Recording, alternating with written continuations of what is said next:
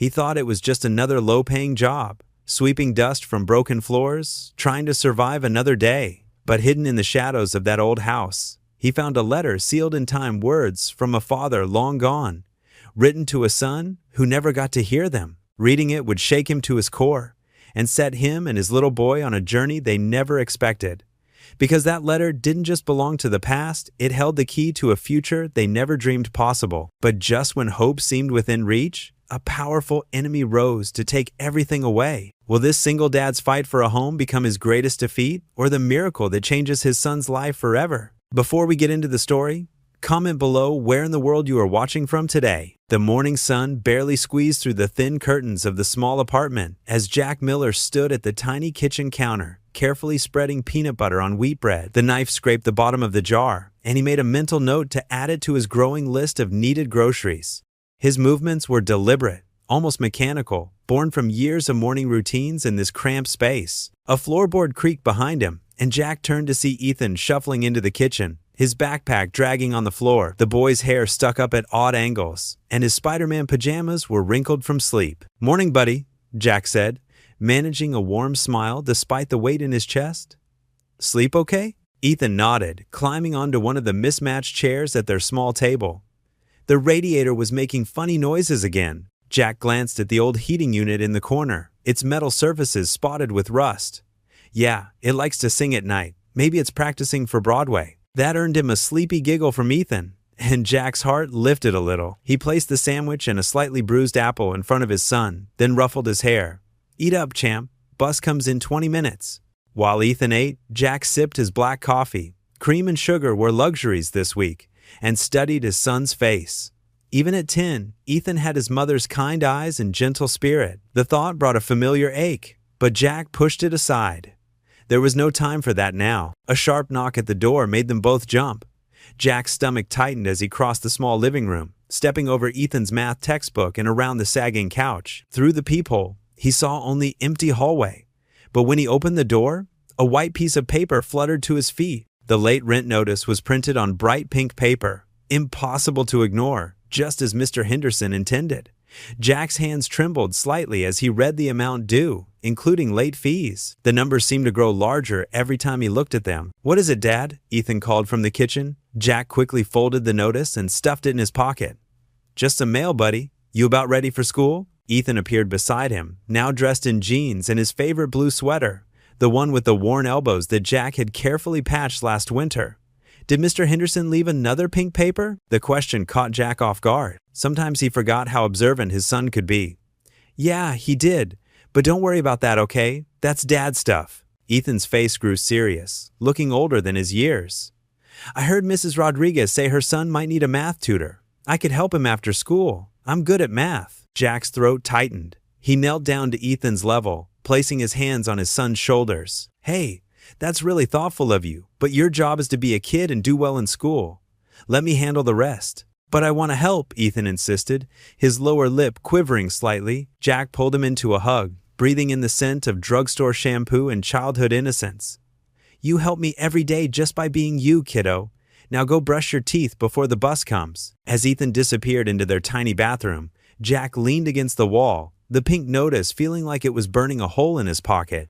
The stack of bills on the kitchen counter seemed to mock him. Electric, gas, grocery receipts charged to his nearly maxed-out credit card, each one a reminder of how close they were living to the edge. After seeing Ethan off to school, making sure he had his homework and lunch money, Jack sat at the kitchen table with his phone and a notepad. He'd already called every decent-paying job listing in the newspaper, but most wanted experience he didn't have or couldn't work around Ethan's schedule. The phone rang, startling him from his thoughts. The caller ID showed Mike's Auto, and Jack's heart skipped. Mike had been a regular customer at the garage where Jack used to work before it closed down. "Mike? Hey, it's Jack Miller." "Jack! Just the man I was thinking about." Mike's voice crackled through the speaker. "Listen, I've got a cleaning job if you're interested. It's not much. This old house on Cedar Street needs clearing out before it goes on the market." Jack's hope deflated slightly. Cleaning wasn't his specialty, but these days he couldn't afford to be picky. "What's the pay?" Mike named a figure that made Jack wince. It would barely cover half the late rent, but it was something. "When do you need me? Can you start today? The sooner it's done, the better." Jack looked at the pink notice on the table, then at the family photo hanging crooked on the wall. Him, Ethan, and Sarah at the beach 3 years ago, before the cancer took her. His wife's smile seemed to encourage him, the way it always had when things got tough. "Yeah," Jack said, his voice firmer now. "Yeah, I can start today." "Great. It's the old Victorian at 1,247 Cedar. You know the one, been empty for years. Keys are under the mat. Just be careful in there.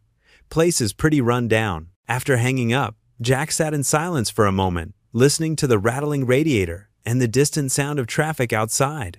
The pay was low, the work would be hard, but it was honest work. And right now, that had to be enough. He stood up, grabbed his worn jacket from the hook by the door, and checked his pocket for the apartment key. The pink notice crinkled as he moved, a reminder of why he couldn't afford to turn down any job, no matter how small. "One day at a time," he muttered to himself, his hand on the doorknob. "Just keep moving forward." The morning light had grown stronger now, filtering through the dirty windows and illuminating the dust motes in the air. As Jack stepped out into the hallway, he squared his shoulders, ready to face whatever the day might bring. For Ethan, he would do whatever it took. Even if that meant cleaning out an old, abandoned house for barely enough money to keep their own roof over their heads. Jack's old pickup truck rattled to a stop in front of the abandoned house, its engine sputtering before falling silent. Through the dusty windshield, father and son stared at the looming structure before them. What might have once been white paint had faded to a dull gray, peeling away in long strips like old wallpaper.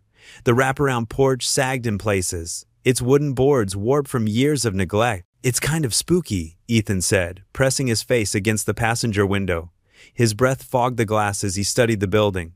"Like those haunted houses in movies." Jack unbuckled his seatbelt and reached for his cleaning supplies in the back seat.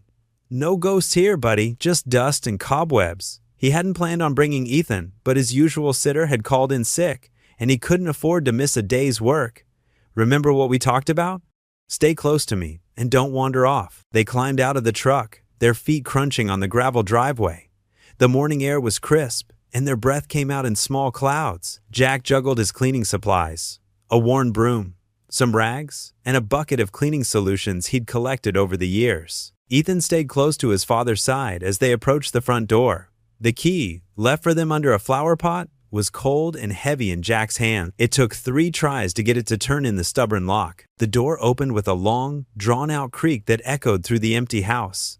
Dust particles danced in the thin streams of light that filtered through the grimy windows. The air inside was stale, carrying the musty smell of abandonment. "Wow," Ethan whispered, his voice seeming too loud in the quiet space. "It's huge inside." The entrance hall opened into a grand staircase, its wooden banister dulled by years of dust. To their right, a living room stretched out, furnished with sheet-covered shapes that might have been couches and chairs. To their left, what appeared to be a dining room waited in shadow. Jack set down his cleaning supplies and pulled out a flashlight from his back pocket. "Stay where I can see you, okay?" He clicked it on, the beam cutting through the gloom. "I need to check the power." They made their way through the first floor, their footsteps echoing on the hardwood floors. Each step brought a new creak or groan from the old house, as if it was slowly waking up from a long sleep. Jack found the electrical panel in the kitchen and, after some fiddling, managed to get the lights working. "It's not so scary with the lights on," Ethan observed, though he still stayed close to his father. Jack surveyed the space, mentally calculating how long it would take to clean. The job paid barely enough to cover next week's groceries, but he couldn't afford to be picky. "Let's start from the top and work our way down," he said, picking up his supplies. "The attic first." The stairs to the second floor protested under their weight, each step accompanied by a chorus of creaks. Family portraits lined the walls, their faces barely visible under layers of dust and cobwebs. Ethan counted them as they climbed. "Look, Dad," he pointed to one particularly large frame. "They kind of look like us." Jack paused, studying the faded photograph. A father and son stood in what looked like the house's backyard, both smiling at the camera. Something about their expressions made his chest tighten, and he quickly moved on. The attic access was at the end of the upstairs hallway, a pull-down ladder that descended with a shower of dust, making them both cough. Jack tested each rung carefully before allowing Ethan to follow him up. The attic space was larger than Jack expected, extending the full length of the house. Weak morning light filtered through 2 small windows at either end, illuminating years of accumulated storage. Old furniture, boxes, trunks, and items whose shapes were impossible to distinguish under their dusty shrouds. "This is going to take forever," Jack muttered, more to himself than to Ethan. He set up a camping lantern he'd brought, casting a broader light across the space. "Okay, buddy, you can help by holding the dustpan while I sweep. Just the main walkway for now." Ethan nodded seriously, taking his assigned task with the gravity of a military mission. Jack began sweeping, starting from the far corner and working his way back toward the ladder. The dust was thick, coming up in clouds that made them both sneeze despite their face masks. About halfway through the attic, Jack's broom caught on something. He pushed harder, but instead of clearing the dust, there was a distinct hollow sound. The broom had caught between two floorboards that seemed slightly raised compared to the others. "What's that sound?" Ethan asked, moving closer with the dustpan. Jack crouched down, running his fingers along the edges of the boards. They shifted slightly under his touch. "These boards are loose," he said, working his fingers into the gap. With a grunt of effort, he managed to lift one board, then another. The beam of his flashlight revealed a small space beneath the floorboards. There, nestled in decades of dust, sat a wooden box about the size of a shoebox. It was made of dark wood, simply constructed but solid, with no obvious markings or decorations. "Dad, look!" Ethan's eyes were wide with excitement. "It's like treasure!" Jack reached down and carefully lifted the box from its hiding place. It was lighter than he expected, and something inside shifted when he moved it. The wooden box sat between Jack and Ethan on the dusty attic floor, its surface coated with decades of grime. Weak sunlight filtered through a small window, casting long shadows across the weathered floorboards. Jack ran his calloused hands over the box's lid, wiping away layers of dust with his shirt sleeve. "What do you think is inside, Dad?" Ethan whispered, leaning closer. His eyes sparkled with curiosity as he watched his father's careful movements. "Only one way to find out, buddy." Jack's fingers found the simple metal latch. It was stiff from age, but with a gentle push, it finally gave way with a soft click. The lid creaked as Jack lifted it slowly. A musty smell wafted up, the scent of memories long forgotten. Inside, carefully preserved items lay wrapped in what looked like an old handkerchief. Jack gently lifted out the bundle and placed it on the floor between them. "Look at this, Ethan." Jack carefully unfolded the yellowed fabric. Inside were several black and white photographs, their edges slightly curved with age. The first showed a young man in military uniform, his stance proud and strong.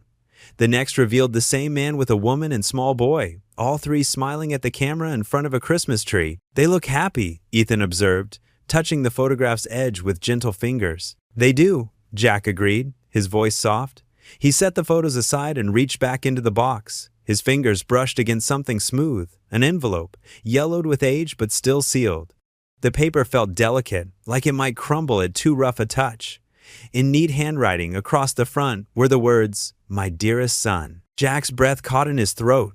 He held the envelope carefully, as if it were made of glass. The weight of what they'd found settled over both of them. This wasn't just old papers. This was someone's message, preserved in time. "Should we open it, Dad?" Ethan asked, his voice barely above a whisper. Jack hesitated. "I don't know, buddy. It's not meant for us. But what if the person it's meant for never got to read it? Maybe they should know what it says." Ethan's words carried a wisdom beyond his years, making Jack look at his son with pride. After a moment's thought, Jack nodded. "You're right. Someone should know what this father wanted to tell his son." With trembling fingers, he carefully broke the seal, trying not to damage the aged paper. Inside was a single sheet of paper, covered in the same neat handwriting as the envelope. Jack cleared his throat and began to read. "My dearest son, if you're reading this, it means I didn't make it home from the war. I'm writing this letter the night before I ship out, watching you sleep in your bed, peaceful and innocent to the troubles of this world. You're only 5 years old now, too young to understand why Daddy has to go away. I want you to know how much I love you. Every moment I've had with you has been the greatest blessing of my life. Your first steps, your first words, the way you laugh when I toss you in the air, these memories will be with me wherever I go. Remember the house we just bought? The one with the big porch where you love to play? I had so many dreams for us there. I imagined teaching you to ride your bike in the driveway, building a treehouse in the old oak out back, watching you grow up in a home filled with love and laughter. I need you to know something important. Being brave doesn't mean you're never scared. It means doing what's right even when you are scared. I'm scared right now, son. Scared I won't see you grow up, scared I won't be there to guide you. But I'm going because it's right, because protecting you and our way of life is worth any sacrifice. Promise me you'll take care of your mother. Promise me you'll study hard in school and follow your dreams. Promise me you'll never let fear stop you from doing what's in your heart. Most importantly, promise me you'll remember how much your father loves you. Keep faith, son. Even in the darkest night, hold on to hope. Know that wherever I am, I'm watching over you, proud of the man you'll become. With all my love, Dad. Jack's voice cracked on the final words. He looked up to find tears streaming down Ethan's face, matching the ones he felt on his own cheeks. The attic was silent, except for their quiet breathing and the distant sound of wind through the old house's eaves. Ethan wiped his eyes with his sleeve. "Dad," he whispered, his voice thick with emotion, "we have to find who this belongs to." The kitchen table in Jack and Ethan's small apartment was barely big enough for their dinner plates, let alone the scattered papers and laptop they now had spread across its surface. The soldier's letter lay carefully placed in the center, protected in a clear plastic sleeve Jack had found in his toolbox. The yellowed paper seemed to glow under the harsh fluorescent light hanging above them. "Thomas Raymond Henderson," Ethan read aloud from the signature at the bottom of the letter, his finger carefully tracing the air above the name. "That's the soldier's name, right, Dad?" Jack nodded, his eyes fixed on the laptop screen. The old computer whirred loudly as he typed the name into a search engine. "That's right, buddy." And the letters dated June 15, 1967. He glanced at his son, who was already scribbling the information down in his school notebook. Empty takeout containers from their quick dinner sat forgotten on the counter. Usually, Jack insisted on proper meals at the table, but tonight was different. Tonight, they were on a mission. "Look here," Ethan said, pointing to an old newspaper article he'd found in the town library's online archives. "There's a Thomas Henderson who lived on Oak Street. That's where the old house is." Jack leaned over to look. His son was right. There was a mention of a Thomas Henderson in a 1966 article about local men being deployed to Vietnam. The address matched the abandoned house they'd been cleaning earlier that day. "Good work, detective," Jack said, ruffling Ethan's hair. His son beamed at the praise, sitting up straighter in his chair. They worked together for another hour, Ethan reading out information while Jack cross-referenced dates and addresses. The boy's enthusiasm never wavered, even as the clock ticked past his usual bedtime. Jack couldn't help but notice how his son's eyes shone with determination, the same look his mother used to get when she was focused on something important.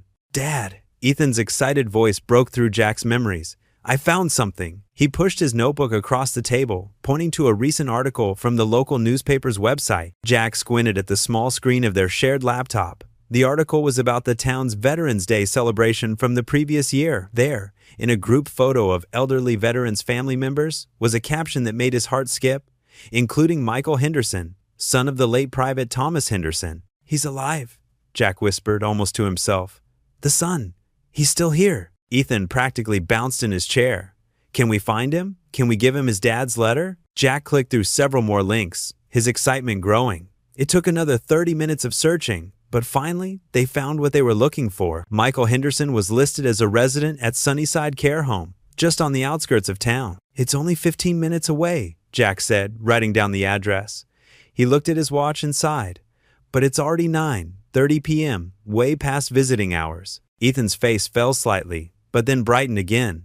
"Tomorrow's Saturday. We can go first thing in the morning, right?" Jack looked at his son's hopeful expression, then at the letter that had brought them on this unexpected journey. The words he'd read earlier echoed in his mind.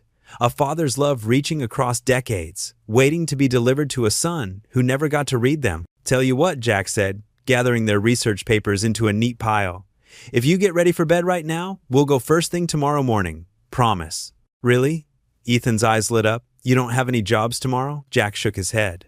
"Nothing that can't wait. This is more important." Ethan jumped up from his chair and hugged his father tightly. "Thanks, Dad. I'll go brush my teeth right now." As Ethan rushed off to the bathroom, Jack carefully folded the letter and placed it back in its sleeve. He thought about Michael Henderson, wondering what kind of man he'd become without his father's guidance. The letter spoke of dreams and hopes for a son's future. Dreams that had sat hidden in that attic for over 50 years. While Ethan got ready for bed, Jack tidied up their research materials, making sure everything was organized for tomorrow's visit. He could hear his son humming in the bathroom, probably rushing through his bedtime routine in excitement. "All done," Ethan announced, appearing in his pajamas. "Can we bring the letter in something nice? It shouldn't just be in a plastic sleeve." Jack thought for a moment, then remembered something. He went to his bedroom closet and pulled out an old wooden box, one of the few things he had left from his own father. It was simple but well made, with a hinged lid that closed securely. "How about this?" he asked, showing it to Ethan. "It's perfect," Ethan said softly, running his fingers over the smooth wood. "Mr. Henderson's dad's letter should be in something special like this." Jack placed the letter, still in its protective sleeve, inside the box. "Time for bed now, buddy. Tomorrow's going to be a big day." As he tucked Ethan into bed, his son looked up at him with serious eyes. "Dad, do you think Mr. Henderson will be happy to get his dad's letter?" Jack sat on the edge of the bed, considering the question. "I don't know, buddy. It might make him sad at first, thinking about his dad. But I think he'll be glad to have it. Sometimes even sad things can be good things too." Ethan nodded thoughtfully. "Like when we look at Mom's pictures?" Jack's throat tightened, but he managed to smile. "Exactly like that." He leaned down and kissed his son's forehead. "Get some sleep now. We'll head to Sunnyside first thing in the morning. Promise?" Ethan asked, already yawning. "Promise," Jack replied, turning off the bedside lamp. "First thing tomorrow." The automatic doors of Sunshine Valley Nursing Home slid open with a soft hiss. Jack hesitated for a moment, his hand resting protectively on Ethan's shoulder. The familiar scent of disinfectant and the quiet murmur of daytime television drifted from the common room. An elderly woman shuffled past them in her walker, offering a gentle smile. "Can I help you?" The receptionist looked up from her computer, her name tag reading Sandra. Jack cleared his throat. "Yes, we're here to see James Henderson?" His voice lifted at the end, uncertain. Sandra's fingers tapped at her keyboard. "Ah, yes, Mr. Henderson. He's in room 217. She studied them curiously. Are you family?" "No, ma'am," Ethan piped up, clutching the plastic sleeve containing the letter. "But we have something really important for him." Jack squeezed his son's shoulder. "We found a letter that belongs to him. From his father." Sandra's expression softened. "Down that hallway, second floor. He might be a bit particular about visitors. Just so you know." They took the elevator up, their reflections distorted in the metal doors. Jack noticed his wrinkled work shirt and wished he'd thought to change. Ethan, however, had insisted they come right after school, still wearing his backpack. The second floor was quieter than the lobby. Names and room numbers marked each door they passed. Some rooms had decorations, photos, drawings from grandchildren, seasonal wreaths. Room 217 was bare, except for the number plate. Jack knocked softly. "What is it?" A gruff voice called from inside. Taking a deep breath, Jack opened the door. The room was sparse but neat. An elderly man sat in an armchair by the window, a book open in his lap. His white hair was combed back, and despite the irritation in his voice, his blue eyes were sharp and alert. "Mr. Henderson?" Jack stepped inside, guiding Ethan with him. "I'm Jack Miller, and this is my son, Ethan. We found something that belongs to you." James Henderson's expression remained guarded. "I don't know any Millers." "No, sir," Jack said. "We were cleaning the old house on Oak Street yesterday." "My father's house?" Henderson interrupted, his voice suddenly tight. "What were you doing there?" "I work as a cleaner," Jack explained. "While we were in the attic, we found something hidden under the floorboards." He nodded to Ethan, who stepped forward with the letter. "It's from your dad," Ethan said softly. "He wrote it for you before he went away." The old man's hands trembled slightly as he took the plastic sleeve. His eyes widened as he recognized the handwriting on the envelope. This can't be." He looked up at them. "I never knew this existed." "Would you like us to leave while you read it?" Jack offered. Henderson shook his head slowly. No, please stay." His fingers fumbled with the sleeve. Would you mind reading it?" "My eyes aren't what they used to be." Ethan looked at his father, who nodded encouragingly. The boy carefully removed the letter and unfolded it. The paper crackled softly in the quiet room. Henderson leaned forward in his chair, his hands gripping the armrests. "My dearest son," Ethan began, his young voice clear and steady. "If you're reading this, it means I didn't make it home. I'm writing this the night before we ship out, watching you sleep in your bed. You're only 6, too young to understand why Daddy has to go away." Jack watched as the old man's expression changed, decades of hardness melting away. Ethan continued reading, sharing the father's dreams for his son's future, his hopes that James would grow up strong and kind, his regret at not being there to see it happen. "Remember, son, that even in the darkest night, hold on to hope. Your mother will need you to be brave, but it's okay to cry sometimes too. Know that I'm proud of you, so proud, and that I love you more than all the stars in the sky." Tears rolled down Henderson's weathered cheeks. His hand reached out, trembling, and found Jack's. His grip was surprisingly strong as Ethan finished reading the letter. "You've given me peace I never thought I'd know," Henderson whispered, his voice thick with emotion. The soldier's son, Thomas Walker, sat in his wheelchair by the window, tears still glistening on his weathered cheeks. His gnarled fingers traced the edges of his father's letter, now carefully protected in a clear plastic sleeve that Ethan had thoughtfully provided. "You know," Thomas said, his voice rough with emotion, "I spent my whole life angry at him for not coming home. I thought he'd abandoned us." He looked up at Jack and Ethan, his pale blue eyes bright. "But now I know. He never stopped thinking about me." Jack shifted uncomfortably in the hard plastic chair beside Thomas. "We're just glad we could return it to you, Mr. Walker. Please, call me Tom." The old man straightened in his wheelchair, seeming to gather his thoughts. "That house you found this in, it was our family home. My mother sold it after we got the news about Dad. I never had the heart to go back." Ethan, who had been quietly watching from his perch on the windowsill, piped up. "It's a beautiful house, Mr. Tom, even if it's a bit dusty now." Thomas chuckled, the sound warming the sterile air of the nursing home room. "That it was, son, that it was." His expression grew serious as he looked at Jack. "I never married, you know. No kids of my own. That property, it's still in my name. Been sitting there all these years, gathering dust and memories." Jack felt his throat tighten. Something in Thomas's tone made his heart beat faster. "Mr. Miller," Thomas continued, reaching for a folder on his bedside table with trembling hands. "I've been thinking about what to do with that place for years. The lawyers come by every so often, asking me to sell to developers, but I could never bring myself to do it." He pulled out some papers, carefully smoothing their creased edges. "Would you believe I've had these drawn up for months? Just waiting for the right moment, the right person?" Jack's eyes widened as he recognized the legal letterhead. "Mr. Walker, I don't understand." "These are deed transfer papers," Thomas said firmly.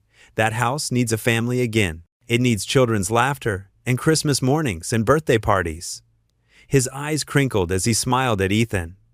"It needs a young man's dreams to fill its rooms." "We couldn't possibly," Jack started to protest, but Thomas held up a hand. "You brought me peace, Mr. Miller.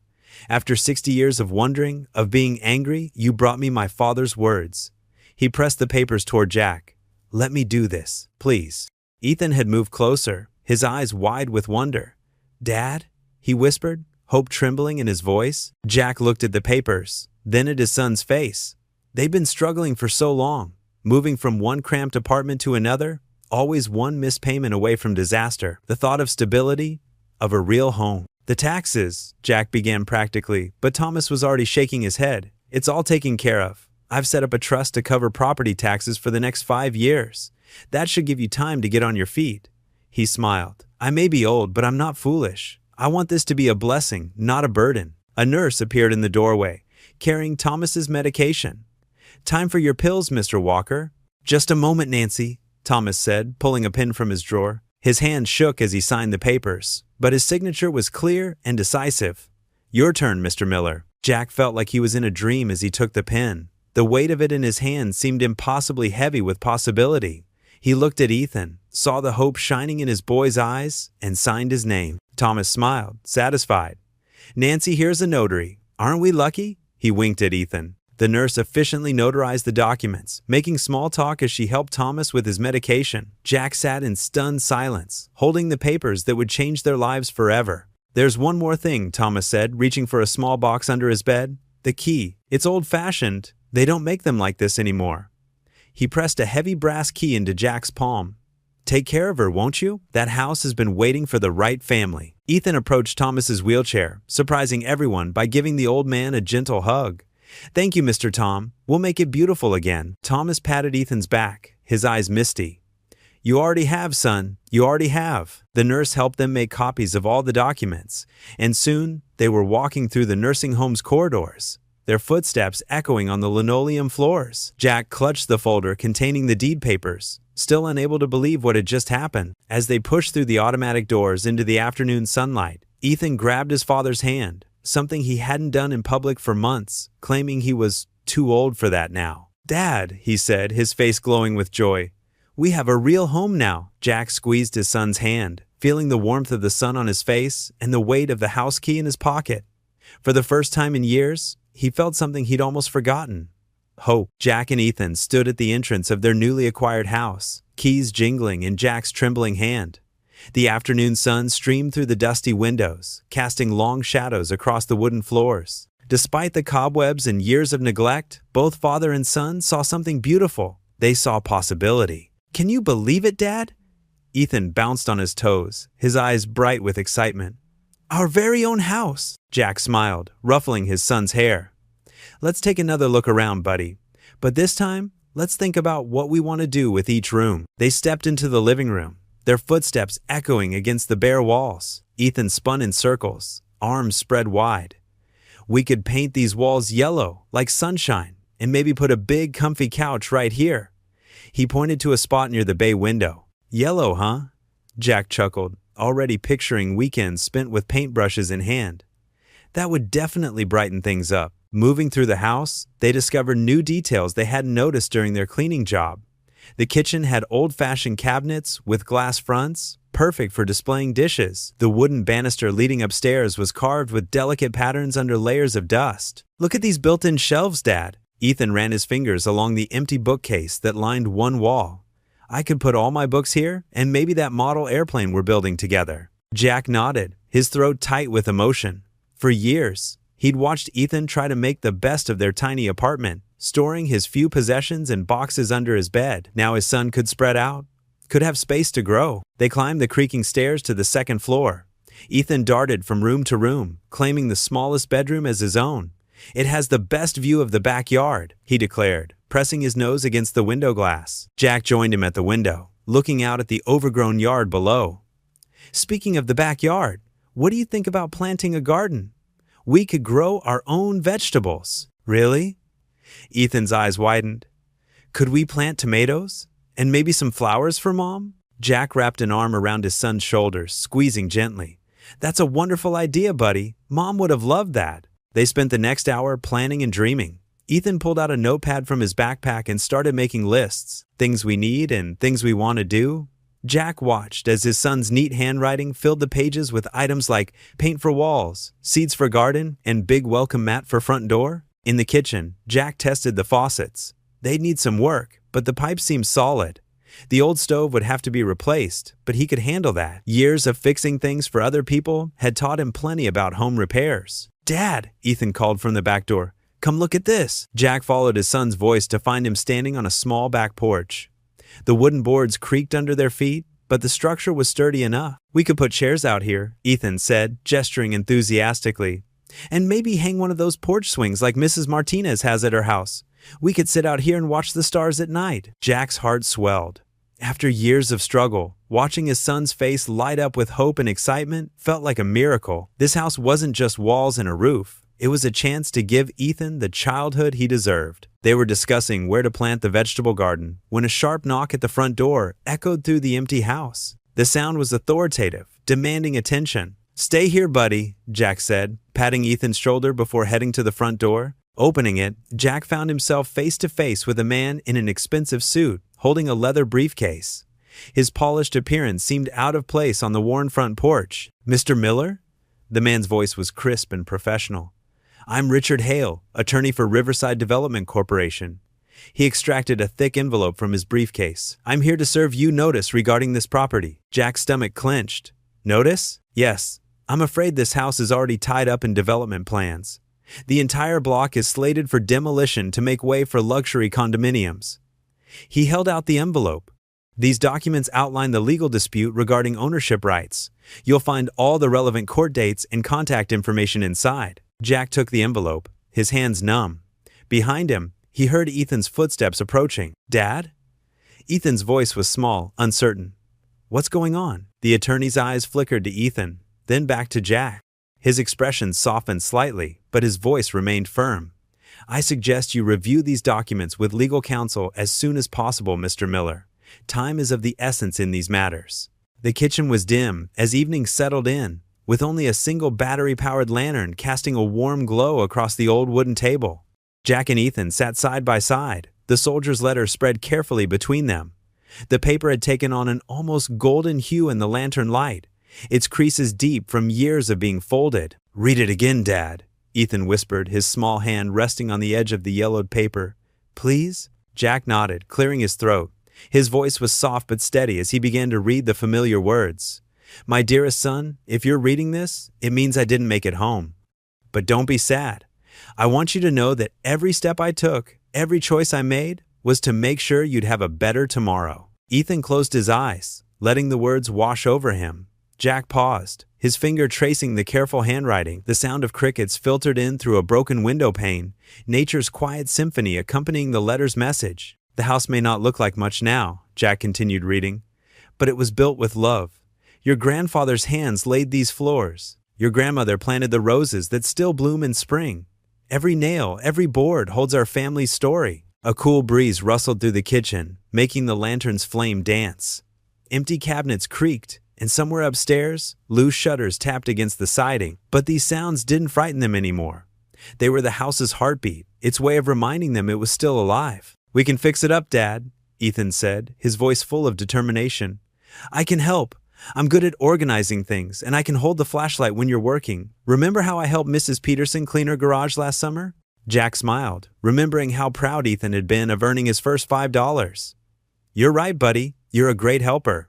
The lawyer's notice lay crumpled on the far end of the table, its threatening words temporarily forgotten. Jack reached for it now, smoothing out the wrinkles. The legal language was complicated, but the message was clear. A development company claimed they had prior rights to the property. They wanted to tear it down, replace it with something modern and expensive. Ethan watched his father's face carefully. What are we going to do? Jack set the notice aside and picked up the soldier's letter again. Listen to this part, Ethan. It's important. His finger found the paragraph near the bottom. Life will throw obstacles in your path, son. There will be times when giving up seems easier than going on. But remember, our family doesn't quit. We face our challenges head on, with courage and faith. Just like us, right, Dad? Ethan's eyes shone in the lantern light. We're not quitters either. Jack looked around the kitchen. Despite its current state, he could see what it could become. New paint on the walls, fixed cabinets, a proper stove where he could teach Ethan to cook. The window over the sink needed replacing, but it faced east, perfect for watching the sunrise while having breakfast together. You know what I see when I look around? Jack asked, putting his arm around Ethan's shoulders. What? I see Saturday morning pancakes. I see homework spread out on a clean table. I see Christmas dinners and birthday celebrations. I see a home, Ethan. Our home. Ethan leaned against his father's side. Me too, Dad. And look, the soldier's son gave it to us fair and square. He wanted us to have it. Jack nodded, remembering the old man's trembling hands as he signed over the deed. The emotion in his eyes when he'd said, This house needs a family again. It needs life and love and dreams. Promise me you'll give it that. The lantern flickered, its battery starting to fade. Jack reached into his pocket and pulled out their last spare set. As he changed them, Ethan carefully folded the soldier's letter and placed it back in its envelope. Dad? Ethan's voice was quiet but determined. Remember when you taught me about promises? How they're sacred and we should never make ones we can't keep? I remember, buddy. Well, I think we made a promise to the soldier's son. And to the soldier too, kind of. We promised to bring this house back to life. We can't let those developers break that promise. Jack felt something stir in his chest. Pride, determination, and a fierce love for his son who understood so much about honor and keeping your word. The weight of the lawyer's notice seemed lighter now, less threatening. The letter says we shouldn't quit, Ethan continued, his young face serious in the lantern light. And we won't, will we, Dad? Jack pulled his son close, feeling the warmth of his small body, the trust in his embrace. Outside, the crickets sang their evening song, and the old house creaked and settled around them, as if listening for his answer. Looking into Ethan's hopeful eyes, Jack took a deep breath and vowed, We're not giving up. This house is ours, and we'll fight for it. The morning sun cast long shadows across the cracked sidewalks as Jack walked through the neighborhood, the soldier's letter safely tucked in a protective folder under his arm. His work boots scuffed against the concrete as he approached the first house, his heart pounding. He'd never been good at asking for help. Mrs. Rodriguez, the elderly woman who'd lived on the street for 40 years, opened her door before he could even knock. Jack Miller, is everything okay with little Ethan? Yes, ma'am, Jack said, clearing his throat. I actually wanted to share something with you, if you have a minute. She invited him in, her small living room filled with family photos and the smell of fresh coffee. Jack carefully removed the letter from its folder and told her about finding it. about the old soldier's son, and about the developer's threats. Mrs. Rodriguez listened intently, her weathered hands folded in her lap. When Jack finished reading the letter, she wiped her eyes with a tissue. "My Roberto," she said softly, pointing to a military photo on her wall. "He wrote letters like this before he was lost in Vietnam. This house you're fighting for. It's more than just walls and windows, isn't it?" Jack nodded, emotion thick in his throat. "Count me in," she said firmly. "I'll talk to the other neighbors. We won't let them tear down our history." Throughout the morning, Jack visited more homes. Some doors remained closed, but others opened. Mr. Chin, who ran the corner grocery store, listened while stocking shelves. "My father came here after the war," he said. "He understood the importance of having roots, of building something lasting. I'll sign any petition you need." By noon, Jack stood before the Veterans of Foreign Wars Hall, its flag snapping in the breeze. Inside, the air was heavy with cigarette smoke and memories. A group of veterans sat at their usual table, playing cards and trading stories. Commander Phillips, a tall man with silver hair and sharp eyes, read the letter twice. The room had gone quiet, the card game forgotten. "Boys," he finally said, his voice rough, "we've got ourselves a situation here." One by one, the veterans shared their own stories of letters written home, of hopes for their children's futures. They understood, deep in their bones, what this soldier had felt when he wrote those words to his son. "This isn't just about one house," Commander Phillips declared. "It's about respecting sacrifice, about keeping promises to those who came before us. We'll help you, Jack. We'll make some noise these developers can't ignore." At the local church, Reverend Grace listened with her usual gentle attention. The afternoon light filtered through stained glass windows, painting rainbow patterns on the wooden pews. "The congregation meets tomorrow," she said. "Share this story with them. Sometimes God works through letters and lost things to bring communities together." Jack's last stop was the most difficult. The local newspaper office was small but intimidating, with its walls of awards and busy reporters typing at their desks. Sarah Chin, a young reporter who'd covered local stories for years, sat with him in the break room. "This is exactly the kind of story people need to hear," she said, carefully photographing the letter. "It's about family, heritage, and standing up to big money. Give me a day to write it up." As the day wore on, Jack's folder grew thicker with signed statements of support, contact information, and promises to attend any meetings or protests. His phone buzzed with messages from people he'd spoken to, sharing ideas and offering encouragement. Meanwhile, at Lincoln Elementary, Ethan couldn't contain his excitement during show and tell. His teacher, Ms. Thompson, had asked the class to share something important happening in their lives. "My dad and I found a soldier's letter," Ethan explained, standing straight and tall at the front of the class. "It was supposed to go to his son, but he never got it. Now we're trying to save the house where we found it because some big company wants to knock it down." The classroom erupted with questions. Tommy, whose father was deployed overseas, asked if he could tell his mom about it. Jenny suggested they make posters. Marcus, usually quiet, raised his hand and said his uncle was a lawyer who might be able to help. Miss Thompson watched her students brainstorm ways to help, their young faces animated with purpose. "This is what community means," she said, writing their ideas on the board. "When we see something wrong, we work together to make it right." During recess, Ethan found himself surrounded by classmates. "My mom runs the PTA," said Lisa. "She can tell all the parents." Other children offered to ask their parents for help, to make signs, to spread the word on social media through their older siblings. When Jack picked up Ethan after school, his son was practically bouncing with excitement. "Dad, everyone wants to help, even Billy, and he never wants to help with anything." Ms. Thompson approached them in the parking lot. "Mr. Miller, what your son shared today really moved the class. They're learning that one person's story can bring people together, that standing up for what's right matters. Whatever you need, the school community is here for you." Jack looked down at his son, who was beaming with pride, then at the thick folder of support he'd gathered throughout the day. What had started as a lonely fight was becoming something bigger. In just one day, their two-person stand had grown into a chorus of voices, all saying the same thing. "This matters. This house matters. This history matters." "Thank you," Jack said, his voice rough with emotion. "Thank you all." As they walked to their car, Ethan slipped his small hand into his father's. "See, Dad? We're not alone anymore." Jack squeezed his son's hand, remembering the soldier's words about hope and perseverance. For the first time since receiving the developer's notice, he felt the weight on his shoulders begin to lift. They weren't just fighting for a house anymore. They were fighting for community, for history, for the kind of world where promises made in old letters still meant something. The Saturday morning dawned bright and clear as Ethan dragged 2 garbage bags across the overgrown front lawn.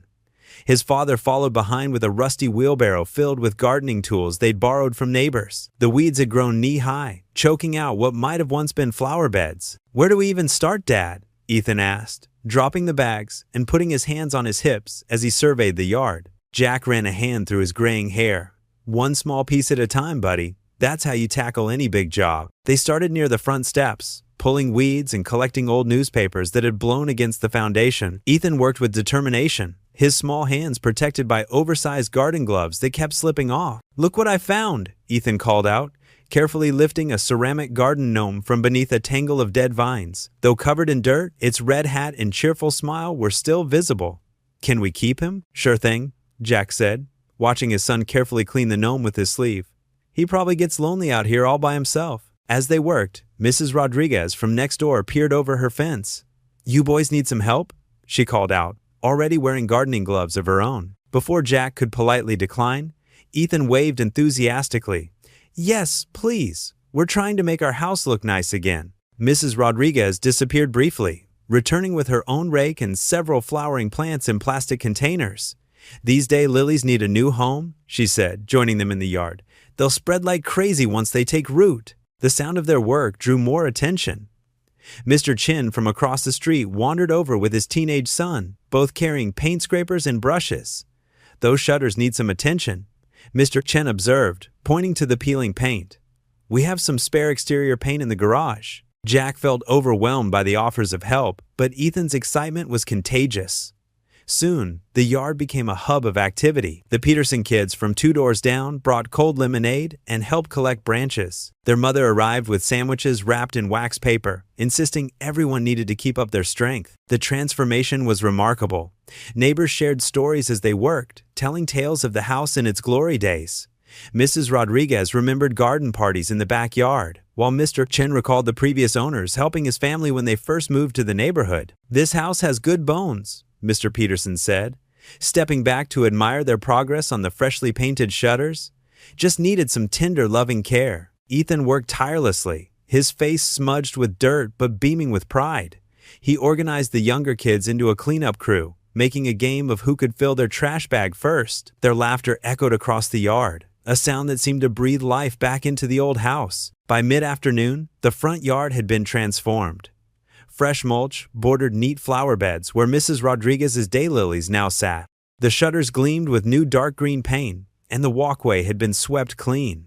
Even the gnome had a place of honor by the front steps, looking as if he'd always belonged there. "Time for a house tour," Ethan announced, leading the group of neighbors toward the front door. Jack started to protest. The inside was still dusty and bare, but the warmth of the community surrounding them made him reconsider. They filed into the house, footsteps echoing on the hardwood floors. But instead of focusing on the work still needed, the neighbors saw possibility. Mrs. Rodriguez immediately spotted the perfect corner for a reading nook. Mr. Chen's son pointed out where a television would fit perfectly, while his father examined the solid craftsmanship of the crown molding. The kitchen became the gathering spot, with everyone squeezing around the old table that came with the house. Someone had brought cookies, and the Peterson kids poured more lemonade. The late afternoon sun streamed through freshly cleaned windows, catching dust motes that danced in the air. Jack stood in the doorway, watching as Ethan proudly showed off the built-in cabinets to his friends. The house that had seemed so empty and daunting that morning now hummed with life. Conversations overlapped, creating a warm symphony of voices that filled every corner. Mrs. Rodriguez touched Jack's arm gently. "You know, a house isn't just walls and a roof. It's the people who fill it with love that make it a home." For the first time since receiving the developer's notice, Jack felt something shift inside his chest. The weight he'd been carrying didn't feel quite so heavy. Here, surrounded by neighbors who had become friends, while watching his son's face glow with happiness, he could finally see what this house could become. The sound of laughter, Ethan's clear and bright, mixing with the deeper chuckles of adults and the giggles of other children, bounced off the walls. It was a sound this old house hadn't heard in decades, but one that felt perfectly at home within its walls. The doorbell rang just as Jack was teaching Ethan how to properly sand down the old window frames. The sound echoed through the half-empty house, making both of them jump. Through the dusty front window, Jack spotted a sleek black car parked in their driveway. "Stay here, buddy," Jack said, placing the sandpaper on the windowsill. His work boots left dusty footprints on the floor as he made his way to the door. Outside stood a man in an expensive charcoal suit, his red tie perfectly knotted at his throat. Behind him, a younger woman in a pencil skirt clutched a leather briefcase. Neither of them smiled. "Mr. Miller?" The man's voice was smooth as polished marble. "I'm Richard Thornton from Evergreen Development Corporation." He didn't extend his hand. Instead, he nodded to his companion, who opened her briefcase and pulled out a thick envelope. Jack's stomach clenched. He could feel Ethan's presence behind him now, hovering in the doorway to the living room. "These are formal eviction papers," Thornton continued, as the woman thrust the envelope toward Jack. "You have 30 days to vacate the premises." Jack's hands trembled as he took the envelope. "But we have the deed. The previous owner gave us—" "The previous owner," Thornton interrupted, "had no legal right to transfer ownership. This property has been slated for development for months. The paperwork was already in process." His lips curved into what might have been meant as a smile, but looked more like a smirk. "You're just making this harder on yourself and your son." At the mention of Ethan, Jack felt his jaw tighten. "We're not leaving," Thornton sighed, as if dealing with a particularly stubborn child. "Mr. Miller, let me be frank. You're a single father working cleaning jobs. We have a team of corporate lawyers. How long do you think you can keep this up?" From behind, Jack came the sound of footsteps on creaky floorboards. Ethan appeared at his side, his small hand slipping into his father's free one. "This is our home now," Ethan said, his voice surprisingly steady. Thornton's eyes flickered to the boy, then back to Jack. "You're setting yourself up for disappointment. And for what? A rundown old house that's barely standing?" He gestured to the peeling paint and sagging gutters. "Be reasonable. Take the relocation assistance we're offering. It's more than fair." Jack opened the envelope with one hand, still holding Ethan's with the other. Inside was a stack of legal documents, their formal language swimming before his eyes. At the bottom of the first page, he saw the number they were offering. It wasn't much, barely enough for a few months' rent somewhere else. "We've already started fixing it up," Ethan protested. "The neighbors are helping us." The woman with the briefcase checked her watch impatiently. Thornton's expression hardened. "Listen carefully, Mr. Miller. This is happening whether you like it or not. The only question is how much time and money you want to waste fighting the inevitable."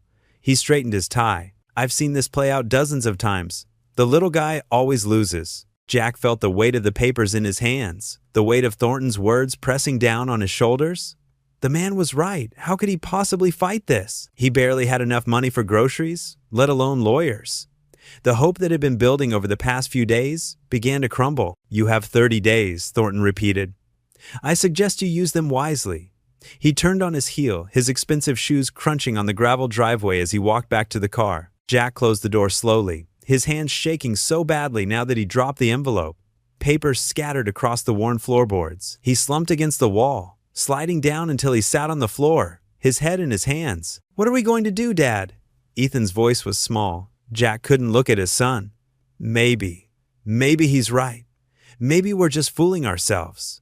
The words tasted bitter in his mouth. "We can't fight these people, Ethan. They have everything. We don't. Money, lawyers, connections." "But Dad—" "I'm sorry, buddy. I'm so sorry." Jack's voice cracked. "I wanted to give you a real home. I wanted—" He couldn't finish the sentence. He heard Ethan's footsteps moving away, and his heart sank even further. But a moment later, the steps returned. Something soft touched his hand. Jack looked up to see Ethan holding out the soldier's letter. The paper was worn at the creases now from being read so many times, but the words inside were as powerful as ever. "Remember what it says, Dad?" Ethan's eyes were bright with determination. "Even in the darkest night, hold on to hope."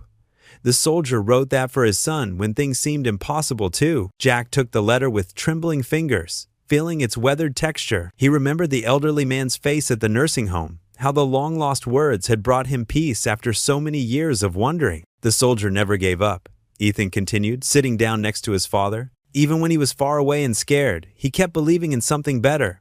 We can't give up either." Jack unfolded the letter, his eyes falling on the familiar handwriting. The words blurred as tears welled up, but he blinked them back.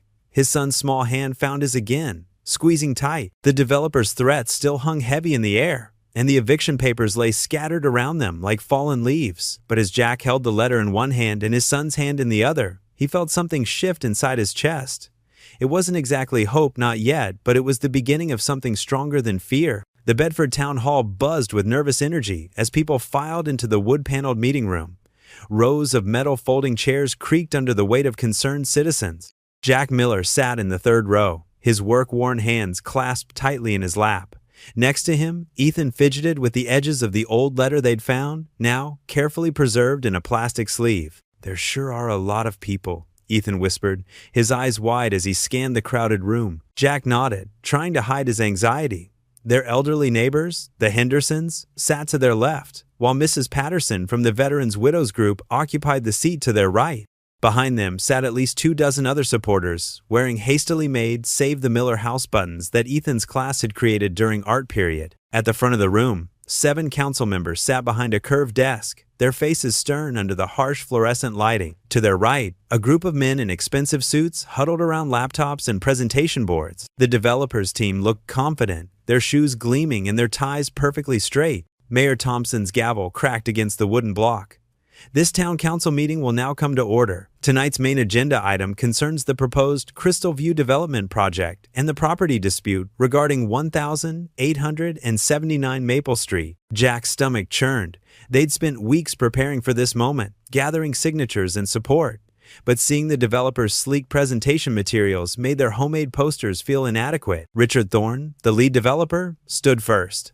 His presentation clicked onto the projection screen, showing glossy renderings of modern apartments and shopping centers. "Ladies and gentlemen of the council," Thorne began, his voice smooth as butter, "Bedford stands at a crossroads. The Crystal View development project represents a $50 million investment in our community's future.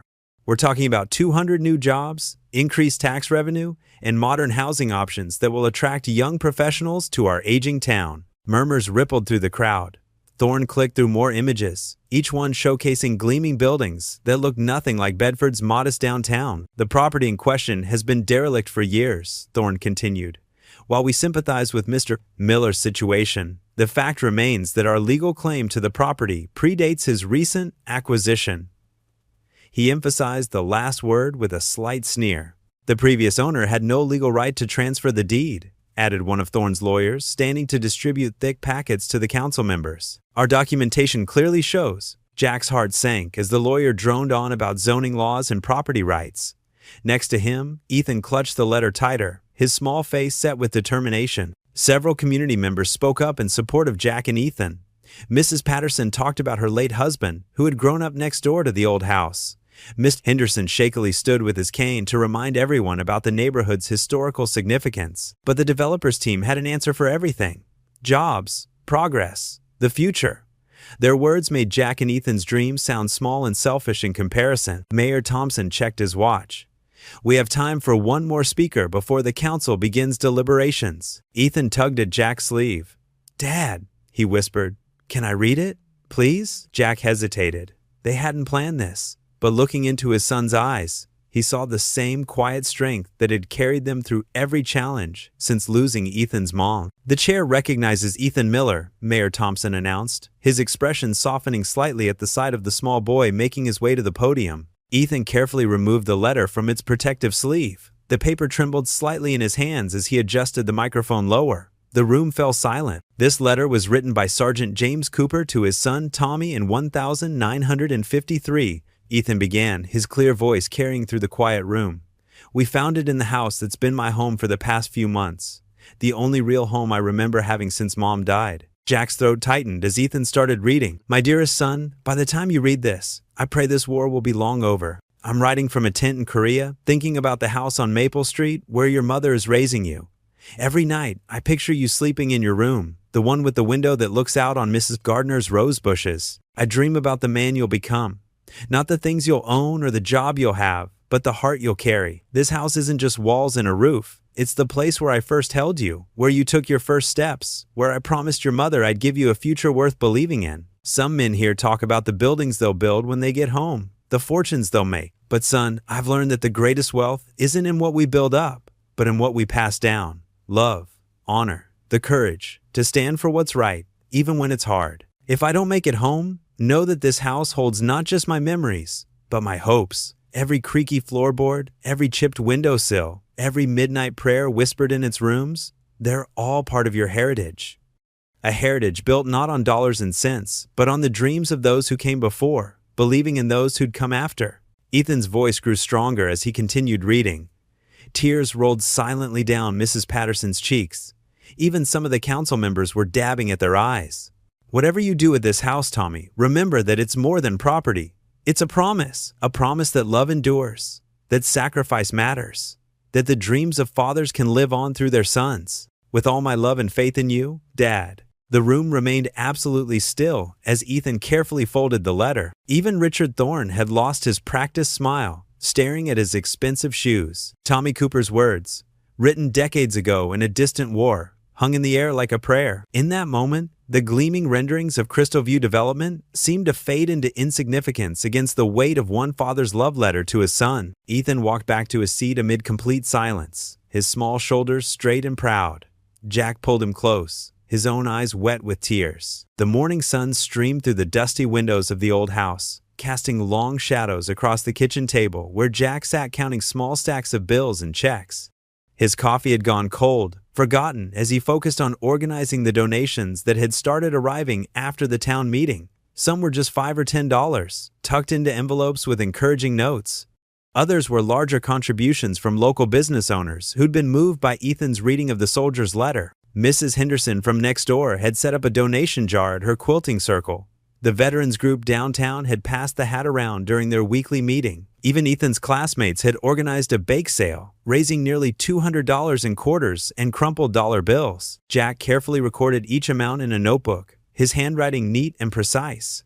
He wanted to make sure every penny was accounted for, every donor thanked properly. The total wasn't enormous, not enough to match the developer's deep pockets, but it was more than he'd expected. More importantly, each contribution felt like a vote of confidence, a small piece of hope. "Dad!" Ethan burst through the front door, his backpack bouncing against his shoulders. "Dad, you won't believe what happened at school today." Jack looked up, smiling at his son's excitement. "What happened, buddy? Remember Jenny from my class? Her mom's a reporter for the local paper." Ethan dropped his backpack and pulled out a slightly wrinkled newspaper. "Look, they wrote about us." Jack took the paper, smoothing it out on the table. There on page 3 was a photo of their house, alongside a story titled, "Historic Home at Center of Community Battle." The article detailed their discovery of the soldier's letter and the ongoing fight to save the property from demolition. "That's not all," Ethan continued, practically bouncing with excitement. "Jenny's mom says people are sharing the story online. She says it's going viral, whatever that means." As if to prove his point, the phone rang. It was Sarah Chen, a local lawyer who'd been giving them informal advice. "Jack," she said, her voice warm with excitement, "have you checked your email today? The story's getting traction. I've had 3 colleagues reach out offering pro bono help with the case." Jack's hands trembled slightly as he thanked her and hung up. He looked around the kitchen, at the peeling wallpaper, the worn linoleum floor, the window that stuck halfway up. It wasn't much, but it was starting to feel like home. And now, for the first time since receiving the demolition notice, he felt a real spark of hope that they might be able to keep it. Throughout the afternoon, more calls came in. A local history society offered to help document the house's significance to the town's heritage. A contractor volunteered to assess the building's structural integrity, hoping to prove it was worth preserving. Even the mayor's office called, requesting a meeting to discuss possible historical designation options. As evening approached, Jack and Ethan sat on the creaky front porch, sharing a pizza dinner while watching the sunset. They'd started this tradition the day they'd received the deed, imaging how they'd fix up the porch once it was truly theirs. Now, those dreams felt a little closer to reality. "Dad," Ethan said between bites, "do you think the soldier knew his letter would help someone else someday?" Jack thought about the carefully written words they'd found, the love and hope contained in that yellowed envelope. "I don't know, buddy, but I think he'd be happy to know it did." "I think so too." Ethan nodded seriously, "and I think he'd like that we're trying to save his house." Later that night, they settled into their familiar spot on the old couch in the living room. The letter lay on the coffee table, a constant reminder of what had brought them here. Ethan had insisted on keeping it close, saying it gave him courage. Jack watched as his son's eyes grew heavy, fighting sleep but losing the battle. Ethan's head gradually settled against his father's shoulder, then slipped down to his lap. The boy's breathing deepened, his face peaceful in sleep, one hand still reaching toward the letter on the table. Looking down at his sleeping son, Jack felt a profound sense of gratitude. Just weeks ago, they'd been struggling alone in their tiny apartment, scraping by day to day. Now they were surrounded by support, fighting for something that mattered, part of a community that cared. Jack gently brushed Ethan's hair back from his forehead. "Maybe this is our miracle," he whispered, his words soft in the quiet room. The house creaked gently around them, as if in agreement, and Jack allowed himself to believe that sometimes, just sometimes, prayers really were answered in unexpected ways. The letter sat silently on the table, its message of love and hope still reaching across the decades, still changing lives in ways its writer could never have imagined. Outside, the stars twinkled over their embattled home, while inside, father and son rested in the warm embrace of newfound hope and possibility. The weekend arrived with the rumble of pickup trucks pulling into the driveway. Jack stood on the worn front porch, overwhelmed by the sight of neighbors pouring out of their vehicles with tools, cleaning supplies, and determined smiles. Mr. Thompson, the retired carpenter from 3 streets over, carried his trusted toolbox. The Rodriguez family brought cleaning supplies and their teenage son's strong backs. Even old Mrs. Henderson shuffled up with a basket of sandwiches for the workers. "We're here to help, Jack," Mr. Thompson said, clapping him on the shoulder. "Can't have you and the boy living in that cramped apartment anymore." Ethan bounced between the volunteers, his energy infectious. "Dad, look how many people came." His eyes sparkled with excitement as he helped unload supplies from the trucks. The house seemed to come alive with activity. In the kitchen, women scrubbed years of grime from the cabinets, while their husbands replaced broken hinges and fixed leaky pipes. The Rodriguez boys tackled the living room windows, making the glass sparkle in the morning sun. Jack worked alongside Mr. Thompson, repairing loose floorboards and patching holes in the walls. "Hey, Dad," Ethan called from upstairs. "Can this be my room?" His voice echoed through the house, filled with hope and possibility. Jack climbed the creaky stairs to find Ethan in a small bedroom with a window overlooking the backyard. Mrs. Rodriguez was already there, helping Ethan wipe down the windowsill. The room was dusty but solid, with good bones and potential. "What do you think?" Ethan asked, his eyes pleading. Jack ran his hand along the freshly cleaned windowsill. "It's perfect, buddy. We'll need to patch that crack in the ceiling, but I can help with that," Mr. Thompson called from the hallway. "Got some spackle in my truck." Throughout the day, the house transformed. The musty smell of abandonment gave way to the sharp scent of pine cleaner and fresh paint. Someone had brought a radio, and classic rock mixed with laughter and friendly chatter echoed through the rooms. During lunch break, they all gathered on the front lawn, sharing Mrs. Henderson's sandwiches and stories. Ethan sat cross-legged in the grass, hanging on every word as Mr. Thompson told tales about the neighborhood's history. By late afternoon, the essential repairs were complete. The water ran clear, the electricity hummed steadily, and the worst of the dirt and cobwebs had been banished. It wasn't perfect. The wallpaper in the hallway still peeled in places, and some of the doors needed new hardware, but it was livable. "Time to bring in your things," Mrs. Rodriguez announced, wiping her hands on her jeans. "My boys will help with the heavy lifting." Jack tried to protest, but she wouldn't hear it. Within an hour, 3 pickup trucks headed to their apartment. The Rodriguez boys made quick work of their few possessions: the worn couch, their beds, boxes of clothes, and Ethan's treasured books. As the sun began to set, the volunteers said their goodbyes, leaving Jack with a list of phone numbers just in case, and promises to return next weekend for more improvements. The house felt different now, warm with the lingering presence of community and care. Jack and Ethan stood in their new living room, surrounded by boxes and mismatched furniture.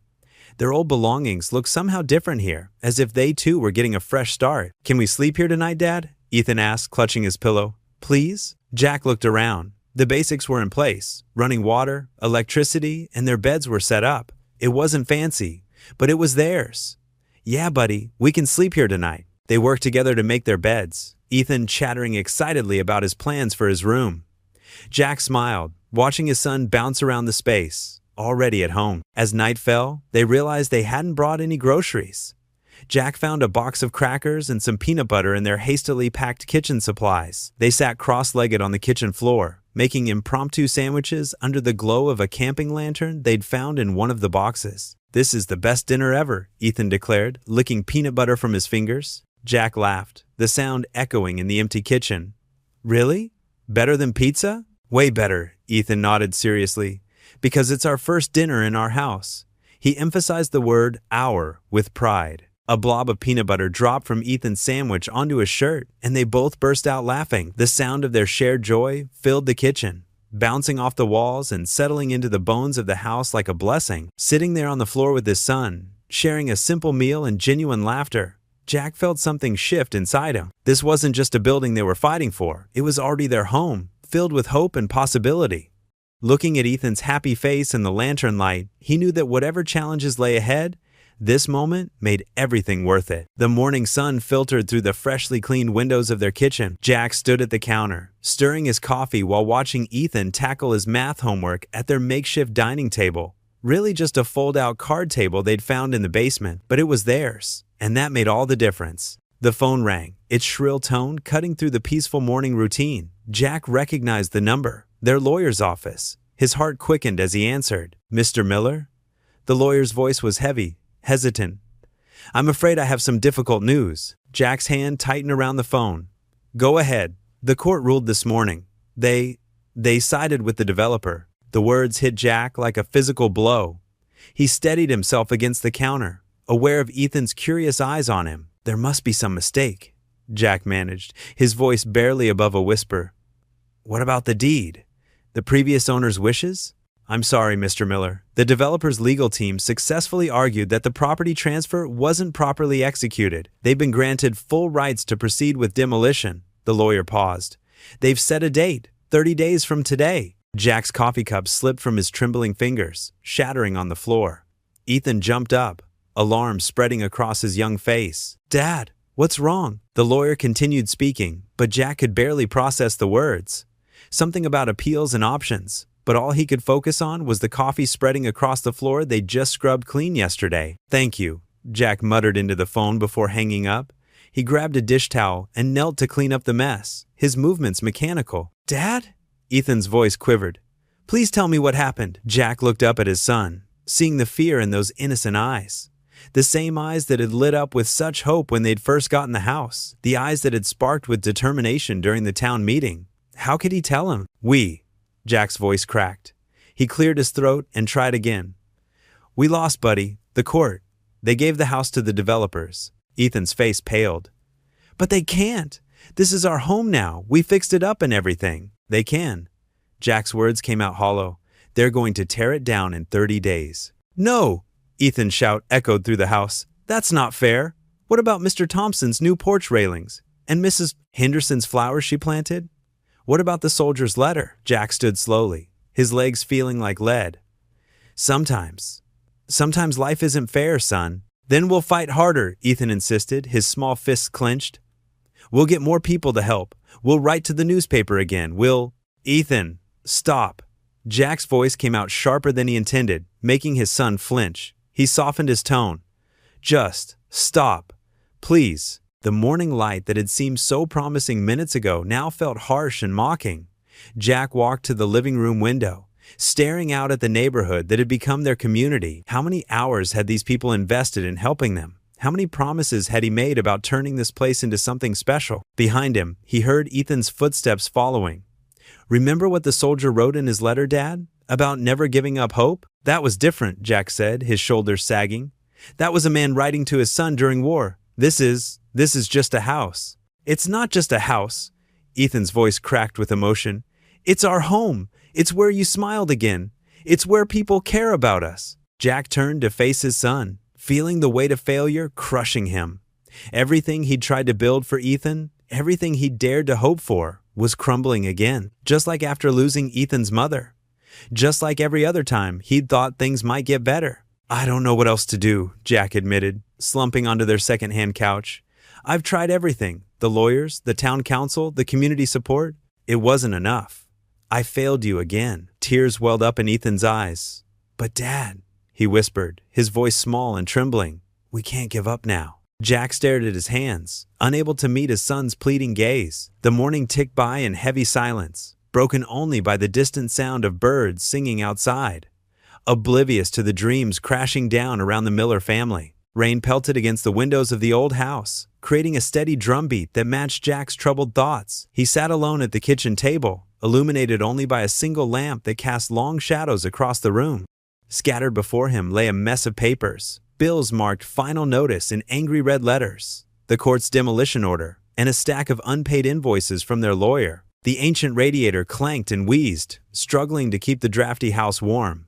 Jack rubbed his tired eyes, the numbers on the papers blurring together. Even with all the community donations, they were drowning in debt. The legal fees alone had eaten through their savings, and now, with the demolition order, he picked up the power bill, his hands trembling slightly. The amount due was more than he'd made in the past 2 weeks of odd jobs. Their fight for the house had meant fewer working hours, and now everything was catching up to them. Thunder crashed outside, making the windows rattle in their frames. The old house creaked and groaned against the wind, almost as if it too felt the weight of impending doom. 30 days. That's all they had left before the bulldozers would come. Jack pushed back from the table and walked to the window, pressing his forehead against the cold glass. Through the rain-streaked pane, he could make out the outline of the maple tree in their yard, the one Ethan had already claimed as perfect for a tire swing. They'd never get the chance now. The floorboards creaked behind him. Jack turned to find Ethan standing in the doorway, hair tousled from sleep, clutching his pillow. "Dad?" Ethan's voice was small against the storm. "I couldn't sleep. The thunder's really loud upstairs." Jack forced a smile. "Come here, buddy." Ethan patted across the floor in his worn Superman pajamas, the ones that were getting too short at the ankles. Another reminder of what Jack couldn't provide. His son slid into the chair next to him, eyes scanning the pile of bills. "Are those all from fighting for the house?" Ethan asked quietly. Jack started to sweep the papers aside, but stopped himself. He'd always tried to be honest with his son. "Yeah, most of them. But don't worry about it, okay? That's my job." "But I do worry," Ethan said, his young face serious in the lamplight. "I heard you talking to Mr. Peterson today about how we might have to move back to the apartment." Jack's throat tightened. He'd hoped Ethan hadn't overheard that conversation. Sometimes things don't work out the way we hope, no matter how hard we try." "Is that why you're crying?" Jack hadn't even realized there were tears on his cheeks. He wiped them away quickly. "Just tired, that's all." Ethan slipped off his chair and disappeared into the dark hallway. Before Jack could call him back, he returned, clutching something carefully in his hands. The soldier's letter. The paper was worn now from many readings, its creases soft and familiar. Ethan smoothed it out on the table, right on top of the pile of bills. His small finger traced the faded words. Remember what he wrote to his son? Ethan's voice was barely a whisper. "Even in the darkest night, hold on to hope." The simple words, spoken with such pure faith, broke something in Jack.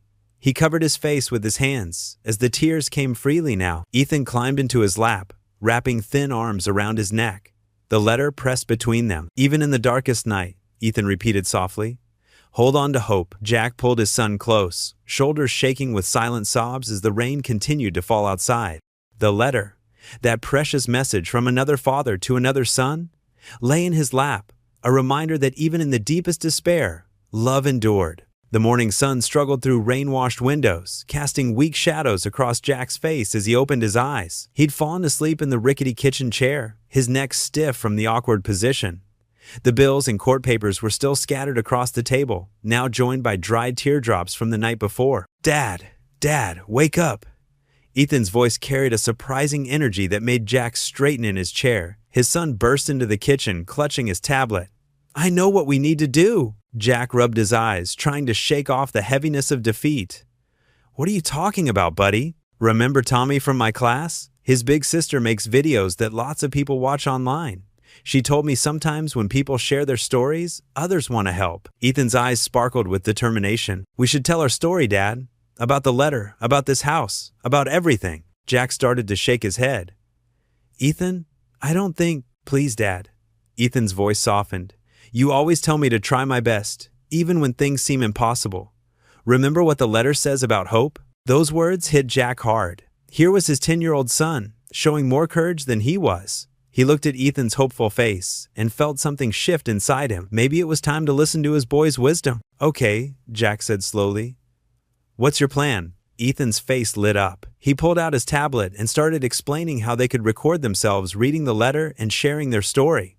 His enthusiasm was infectious, and Jack found himself nodding along. They spent the morning preparing.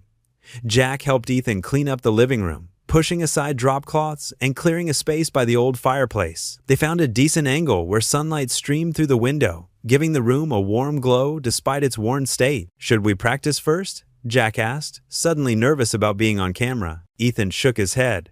"No, Dad. We should just be real. That's what Tommy's sister says works best." They set up the tablet on a stack of books, and Ethan carefully positioned them both in frame. Jack held the precious letter in his trembling hands while Ethan sat close beside him. "Hi," Ethan started, his voice clear and strong. "I'm Ethan, and this is my dad, Jack. We want to tell you about a special letter we found and why we need your help." Jack watched in amazement as his son spoke from his heart, describing how they discovered the letter while cleaning the old house. When it was Jack's turn to read the soldier's words, he found his voice growing steady, drawing strength from the paper in his hands and the boy at his side. "My dearest son," Jack read, "as I write this letter, I don't know if I'll make it home, but I want you to know that every step I take, every breath I draw, is with thoughts of you." As Jack read, Ethan leaned against him, and the camera captured their genuine connection, a father and son united in their own struggle, sharing another father's words of love and hope from decades ago. They explained about finding the soldier's son in the nursing home, how he had gifted them the house, and now how they were about to lose it all. Ethan's voice cracked slightly when he described their dreams for the home, a garden where they could grow vegetables, a room where he could do his homework without hearing the neighbors through paper-thin walls, a place that could finally be their own. "We're not asking for money," Jack said, surprising himself with the words. "We just want people to know this story. Maybe someone out there knows how to help us save this house. It's not just about us anymore. It's about keeping alive the hope in this soldier's letter." Ethan reached for the letter and read the final lines himself. "Even in the darkest night, hold on to hope. For as long as we have faith and love, nothing is impossible." They ended the video with Ethan's simple plea. "If this story touches your heart, please share it. Help us keep this soldier's message alive." After they finished recording, Jack and Ethan spent the afternoon figuring out how to post the video online. Ethan's friend Tommy came over with his sister, who helped them write a description and add what she called tags to help people find their story. As evening settled in, they sat together on the old house's front porch, watching the sunset paint the sky in shades of orange and pink. Jack's phone buzzed, their first notification. Someone in town had shared the video. Then another notification. And another. "Look, Dad," Ethan pointed at the screen. "Mrs. Johnson from church shared it. And there's Mr. Peters from the Veterans Hall." The shares kept coming. Their neighbors were spreading the video across their own networks, each share carrying their story further. A local community page picked it up, and then a veterans group from the next town over. Jack watched the numbers climb, each new share representing someone who had been touched by their story, by the soldier's words. He pulled Ethan close, feeling a spark of something he'd almost forgotten. Hope. "Thank you, buddy," he whispered into his son's hair. "For what, Dad? For not letting me give up. For showing me that sometimes the bravest thing we can do is just tell our story and trust that someone will listen." As the sun disappeared behind the horizon, father and son stayed on the porch, watching their video begin its journey beyond their small town, carried forward by the power of a soldier's love letter and a boy's unwavering faith. The doorbell's chime echoed through the old house, startling Jack from his morning coffee. Ethan, already dressed for school in his favorite blue t-shirt, peered through the dusty front window. "Dad, there are people with cameras outside." Jack's stomach tightened as he joined his son at the window. Sure enough, 2 news vans were parked along the curb, and several people carrying equipment stood on their front walk. He ran a hand through his disheveled hair, suddenly very aware of his wrinkled work shirt. "Maybe we should just stay quiet," Jack mumbled, but Ethan was already bouncing with excitement. "Dad, this is good. Remember what you always tell me? God works in mysterious ways." Ethan tugged at his father's sleeve. "We have to tell our story. For the soldier, remember?" Jack looked down at his son's earnest face and felt his hesitation melt away. The boy had a way of cutting through his fears with simple truth. He smoothed his shirt, took a deep breath, and opened the front door. "Mr. Miller?" A young reporter stepped forward, microphone in hand. "I'm Sarah Chin from Channel 5 News. We saw your video online, the one with your son reading the soldier's letter. Would you be willing to talk to us about your story?" Before Jack could respond, Ethan stepped forward. "We'd love to, right, Dad?" The reporter smiled at Ethan's enthusiasm, and Jack found himself nodding. Soon they were setting up equipment in the living room, the cameras making the peeling wallpaper and worn floors seem even shabbier. But Ethan didn't notice any of that. He was too busy carefully retrieving the soldier's letter from its safe place in his backpack. The letter just felt special. Jack explained as the cameras rolled. "When we found it hidden away in that box, it was like finding a piece of someone's heart." His voice grew thick with emotion. As a father myself, reading another father's words to his son, it hit home. Ethan sat close to his dad on their old couch, the letter held carefully in his hands. "It wasn't just meant for the soldier's son," he added, making the reporters lean in. "It was meant for all of us, about having hope and never giving up." The morning passed in a blur of interviews. More news crews arrived, and Jack found himself telling their story again and again. How they'd found the letter, tracked down the soldier's son, received the house as a gift, and now faced losing it all to developers. "This isn't just about a house," Jack explained, his voice stronger now. "It's about family, legacy, and keeping promises. That soldier wrote about dreams for his son's future. Now we're fighting for my son's future too." During a break between interviews, Ethan tugged at Jack's sleeve. "Dad, look!" He pointed to his tablet, where their story was already appearing on news websites. The comments section was filling up with messages of support. "Save this house. Veterans stick together. Where can we donate?" Jack's phone buzzed constantly with notifications. Local business owners offered supplies for repairs. A retired carpenter volunteered his services. Former residents of the neighborhood shared old photos and memories of the house in its glory days. By afternoon, the story had spread beyond their small town. Regional news outlets picked it up, focusing on the developer's plan to demolish a piece of military family history. Veterans groups began sharing the video of Ethan reading the letter. "Mr. Miller," one reporter asked, "what do you say to people who argue that progress and development are inevitable?" Jack thought carefully before answering. "Progress is important," he said, "but so is preserving the things that matter. This house isn't just a building, it's a symbol of sacrifice, love, and hope. Sometimes the most important kind of progress is remembering where we came from and what we stand for." As the sun began to set, the news crews finally packed up their equipment. Jack's throat was sore from talking, but Ethan was still energized, watching their story play on the evening news. "We did it, Dad!" he exclaimed. "People are listening!" Jack smiled tiredly, settling into his chair to check his emails. His eyes widened at the newest message in his inbox. The subject line read, "National Veterans Alliance, we stand with you." His hands trembled slightly as he opened it. "Dear Mr. Miller and Ethan, your story has touched hearts across the veteran community. The National Veterans Alliance pledges our full support to your cause. Our legal team will be in touch tomorrow morning to discuss strategy. A soldier's promise to his son should never be forgotten. Neither should our promise to those who served. Stand strong. You're not in this fight alone anymore. Sincerely, Colonel James Hartford, Red, Director, National Veterans Alliance." Jack stared at the screen, tears blurring his vision. He looked up to find Ethan watching him anxiously. "Dad, is everything okay?" Jack pulled his son into a tight hug. "Yeah, buddy," he whispered. "Everything's okay. We've got some new friends in our corner." The morning sun cast long shadows across the worn floorboards as Jack stared at his phone in disbelief. Notification after notification kept appearing, emails, messages, and alerts from a fundraising page someone in town had set up for them. "Dad," Ethan called from the living room, "look at this." Jack walked over to where his son sat, cross-legged on their old couch, tablet in hand. The local news website was displaying their story front and center, complete with pictures of the house and quotes from their video. 5,000 shares already, Ethan said, his eyes wide with wonder. "People really care about our house, Dad." A knock at the door interrupted them. Jack opened it to find Sarah Chen, a lawyer from downtown, standing on their porch with a leather briefcase. "Mr. Miller," she said warmly, "I saw your story this morning. I specialize in property law, and I'd like to offer my services pro bono." Before Jack could respond, a car pulled up, then another. People began emerging from vehicles carrying handmade signs. "Save the Miller House," read one. "Veterans' Legacy Matters," declared another. "This is incredible," Jack whispered, his voice thick with emotion. Ethan bounced on his toes beside him. "Look, Dad, there's my teacher, Mrs. Rodriguez, and Tommy from my class." More cars arrived. The front yard filled with familiar faces. The elderly couple from 3 doors down, the grocery store owner who sometimes slipped Ethan extra candy, veterans in their service caps who had heard their story. Jack's phone buzzed again. This time it was a message from a national veterans organization. "We stand with you. Legal team en route. Check your fundraising page." With trembling fingers, Jack opened the donation page.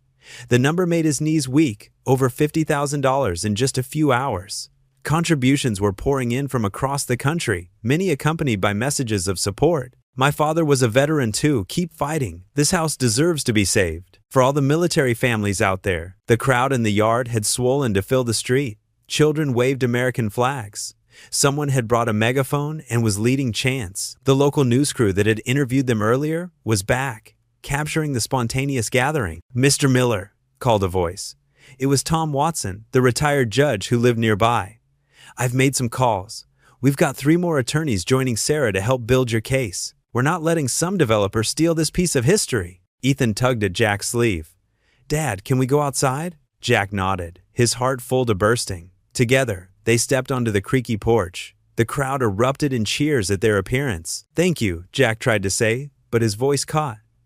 Ethan squeezed his hand. A group of veterans in the front raised their hands in salute. Behind them, mothers hoisted children onto shoulders for a better view. Neighbors who had been strangers just days ago now stood shoulder to shoulder, united in purpose. The chant started softly at first, then grew stronger. "Save the house! Save the house! Save the house!" The words echoed down the street, bouncing off old buildings and reaching toward the sky. Jack felt Ethan's small hand tighten in his as they stood together, watching their private struggle transform into a community's cause. Mrs. Peterson, the grandmother who lived next door, pushed through the crowd with tears in her eyes. She pressed a pie into Jack's hands. "We're all with you, dear," she said, patting his arm. "This house means something to all of us now." More people were arriving by the minute. Cars lined both sides of the street for blocks. The police had shown up to direct traffic, but instead of dispersing the crowd, the officers joined in, holding their own hastily made signs. Jack looked down at Ethan, whose face shone with joy and wonder. His son had never stopped believing, even when Jack's own faith had wavered. The old soldier's letter had started this. But it was Ethan's pure heart that had touched so many others. "Dad," Ethan whispered, watching the scene before them, "is this what a miracle feels like?" Jack couldn't speak past the lump in his throat. He simply nodded, pulling his son close as the crowd continued their chant, "Save the house! Save the house! Save the house!" The morning sun climbed higher, warming the old porch where father and son stood together, surrounded by a sea of support they never could have imagined just days before. The house behind them seemed to stand a little straighter, its windows reflecting the light of hundreds of hopeful hearts gathered in its defense. The courthouse loomed before them, its stone facade stern and imposing in the early morning light. Jack straightened his borrowed tie, his fingers trembling slightly. Beside him, Ethan reached up and squeezed his hand. "We've got this, Dad," Ethan whispered, his young face showing a maturity beyond his years. The main courtroom buzzed with whispered conversations. Every wooden bench was packed, veterans in their service caps, neighbors Jack recognized from down the street, and even some of Ethan's teachers. At the front, suited developers sat with their legal team, their expressions confident and unbothered. Jack's pro bono lawyer, Sarah Chin, arranged her papers at their table. She'd taken their case after seeing Ethan's video online, and her calm presence helped steady Jack's nerves. "All rise," the bailiff called out. The Honorable Judge Marcus Thompson presiding. The judge, a man with silver hair and wire-rimmed glasses, took his seat and gestured for everyone to sit. "We're here today regarding Miller versus Greenfield Development Corporation, concerning property rights and demolition orders for 1847 Oak Street. Miss Chin, you may present your case." Sarah stood, smoothing her blazer. "Your Honor, this case is about more than property rights. It's about legacy, community, and the sacred bonds between fathers and sons." She held up the soldier's letter, carefully preserved in a plastic sleeve. This letter, found in the house in question, represents a connection across generations. The developer's lawyer, Mr. Patterson, shifted in his seat. "Objection, Your Honor. The emotional appeal is irrelevant to the legal matter at hand." "Overruled," Judge Thompson said. "But counsel, please keep to the pertinent facts." Sarah nodded. "The letter establishes a clear lineage of ownership, Your Honor. The previous owner, Mr. Robert Thompson, no relation to yourself, legally gifted the property to my client. We have the deed transfer documents here." She passed copies to the clerk. Mr. Patterson stood. "Your Honor, Greenfield Development purchased development rights for that entire block 2 years ago. Mr. Thompson's claim to the property was already disputed at that time." "If I may," Sarah countered, "those development rights were contingent on all properties being abandoned or in tax default. This house was neither. Mr. Thompson maintained property tax payments through a trust account, which we've documented here." In the gallery, Ethan sat between two elderly veterans who had become regular visitors to the house. They'd help clean up the yard and fix broken windows, sharing stories of their own service while they worked. One of them patted Ethan's shoulder reassuringly. Mr. Patterson approached the bench with his own stack of documents. "Your Honor, the development project represents a $15 million investment in the community. We're talking about jobs, economic growth, and modern housing units this town desperately needs." The judge reviewed the papers, his expression unreadable. "Ms. Chen?" Sarah gestured to the packed courtroom. "Your Honor, I'd like to draw attention to the community present today. These people aren't here for economic growth statistics. They're here because this house and what it represents matters to them." She held up the letter again. A soldier wrote this to his son before making the ultimate sacrifice. That son grew up without his father, but kept this house as his connection to his family's history. Now he's passed that connection to my client and his son. Jack watched as the judge studied the crowd, noting the veterans' caps, the familiar faces of neighbors, the children sitting quietly beside their parents. Mr. Patterson cleared his throat. "While the story is touching, Your Honor, it doesn't change the legal framework. Greenfield has invested considerable resources based on approved development plans. The emotional appeal of one family cannot outweigh the broader economic interests of the community." Sarah walked to her table and picked up a thick folder. "Your Honor, I'd like to present these petitions signed by over 5,000 local residents opposing the demolition. Additionally, we have letters from 3 historical preservation societies noting the architectural significance of the house and its potential eligibility for protected status." The developer's table buzzed with whispered conversations. Mr. Patterson accepted the documents from the clerk with a slight frown. "Furthermore," Sarah continued, "we have proof that Greenfield Development failed to properly notify all stakeholders during the initial property assessment. The trust account maintaining the property taxes was active and registered, yet received no notification of the development plans." Judge Thompson leaned forward, examining the trust documents. The courtroom remained silent, except for the soft shuffling of papers and the occasional cough. Mr. Patterson stood again. "Your Honor, even if there were procedural oversights, the economic reality remains. One outdated house is standing in the way of progress that could benefit hundreds of families." "Progress?" Sarah questioned. "Or profit? Because we have evidence that Greenfield's proposed affordable housing units would be priced well above what most local families could afford." Jack felt Ethan's hand slip into his again. Looking down at his son, he saw the same quiet determination that had carried them through these past weeks. The letter that had started everything sat on their table, its aged paper containing words that had somehow reached across decades to change their lives. Judge Thompson removed his glasses and rubbed his eyes. "I've heard compelling arguments from both sides. This case presents complex issues of property rights, community interests, and procedural requirements." He replaced his glasses and looked at both tables. "Given the significance of this decision and the volume of evidence presented, I'll need time to review everything thoroughly before making my ruling." The tension in the room grew thicker. Jack could feel the collective held breath of their supporters. "We'll reconvene in 3 days," the judge announced. "Until then, all demolition preparations are to cease." He struck his gavel once. "Court is adjourned." The gallery erupted in whispered conversations. Mr. Patterson huddled with the developers, their faces tight with concern. Sarah turned to Jack and Ethan, her expression cautiously optimistic but professional. Ethan tugged on Jack's sleeve. "What does this mean, Dad?" Jack squeezed his son's shoulder, watching as their supporters filed out of the courtroom. The letter sat between them on the table, its presence as powerful as ever. "It means we wait, buddy. We wait and we hope." The judge gathered his papers, the rustle echoing in the now quieting courtroom. The future of their home hung in the balance, suspended in the space between hope and uncertainty. As they all filed out into the bright morning sun, the oak-paneled courtroom fell silent as the bailiff's voice rang out. "All rise." The Honorable Judge Sarah Martinez presiding. Jack's hand tightened around Ethan's smaller one as they stood. The familiar faces that had supported them through this journey filled the benches behind them. Veterans with weathered faces, neighbors clutching handmade signs, and even some of Ethan's classmates who had begged their parents to let them attend. The judge settled into her high-backed chair, her expression unreadable as she adjusted her reading glasses. Stacks of documents covered her desk, with the soldier's letter, now protected in a clear sleeve, resting on top. The letter that had started it all, that had brought them to this moment. On the other side of the courtroom, the developer's legal team sat rigid in expensive suits, their briefcases gleaming.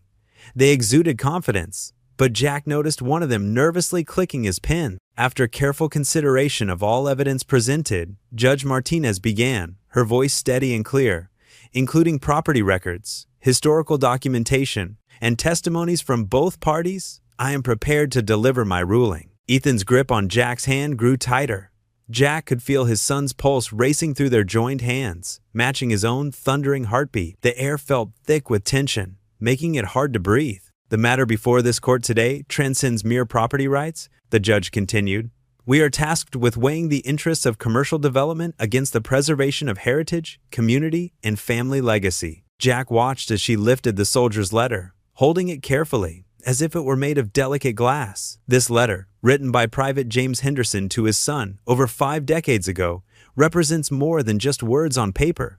It embodies the sacrifices made by our service members and the enduring bonds of family. The judge paused, surveying the packed courtroom. The developer's claim rests on technical grounds. A series of property transfers they argue invalidates the current deed. However, the law must serve justice, not merely technical interpretations. In the gallery, an elderly veteran dabbed at his eyes with a handkerchief. The developer's lead attorney shifted uncomfortably in his chair. Furthermore, Judge Martinez continued, the community's overwhelming response cannot be ignored. The law exists to serve people, to protect not just property rights but the very fabric of our communities. Jack felt a tear roll down his cheek.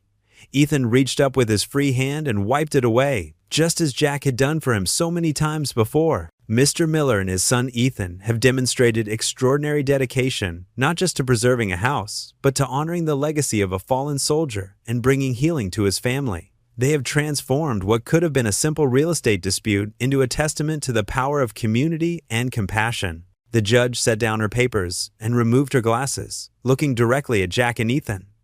Young man, she addressed Ethan, who stood straighter, your courage in sharing that letter, in fighting for what you believe in, has touched many hearts, including mine. Ethan's chin quivered, but he held his head high.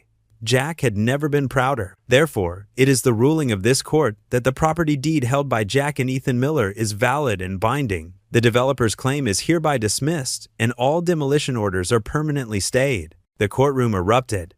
Veterans stood, saluting. Neighbors hugged each other, crying and laughing at once.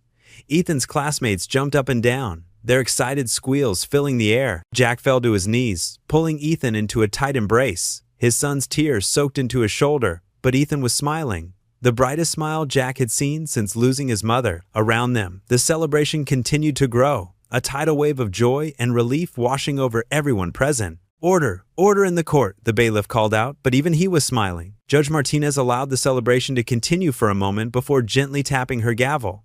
Additionally, she added once the room quieted somewhat, this court recommends that the property be registered as a historical site, ensuring its preservation for future generations. More cheers erupted.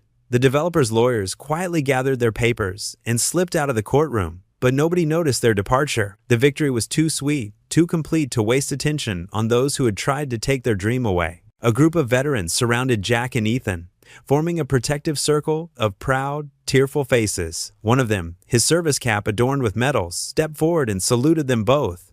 "Welcome home, soldiers," he said, his voice thick with emotion. You fought a different kind of battle, but you fought it with honor. Ethan returned the salute, standing as tall as his 10-year-old frame would allow. Jack watched his son, remembering the scared little boy who had moved from apartment to apartment, never having a real home. Now here he stood, transformed by love, hope, and the power of believing in something bigger than himself. The judge's gavel sounded one final time. "This court is adjourned," she announced, but her usual stern demeanor softened as she added, "And Mr. Miller, Mr. Ethan, congratulations on your home." The word home echoed in Jack's heart as he held his son close, surrounded by their chosen family of supporters. They had done more than save a house. They had created a home, not just for themselves, but for an entire community. As the cheers continued to fill the courtroom, Jack silently thanked the soldier whose letter had started it all, knowing that somewhere, he was smiling too. Late afternoon sunlight streamed through the freshly cleaned windows of the old house, casting warm patterns across the hardwood floors. The rooms buzzed with cheerful conversation and laughter as neighbors, veterans, and newfound friends filled every corner of what was now officially the Millers' home. Jack stood in the doorway of the kitchen, taking in the scene before him. Just months ago, these rooms had been empty and dust-covered. Now they were alive with the warmth of community. Betty from next door arranged homemade cookies on mismatched plates, while her husband Tom helped set up folding chairs in the living room. "Dad!" Ethan's excited voice cut through the chatter. "Mr. Rodriguez brought his famous tamales." The 10-year-old weaved through the crowd, his eyes bright with joy. Jack smiled, ruffling his son's hair.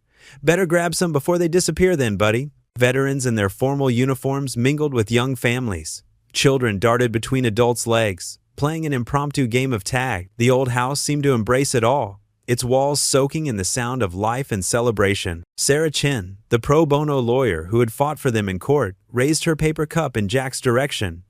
"To new beginnings," she called out, and others joined in the toast. "To new beginnings," the crowd echoed, and Jack felt his throat tighten with emotion. Near the fireplace, Mr. Thompson, one of the older veterans, studied the soldier's letter that had started it all. It was now carefully preserved in a simple frame. "This reminds me so much of letters I wrote home," he said softly to those gathered around him, never knowing if they'd make it. Ethan appeared at Jack's side again, tugging at his sleeve. "Dad, can we show them now?" Jack checked his watch and nodded. "I think it's time." He cleared his throat and tapped a spoon against his cup, the sharp ring cutting through the chatter.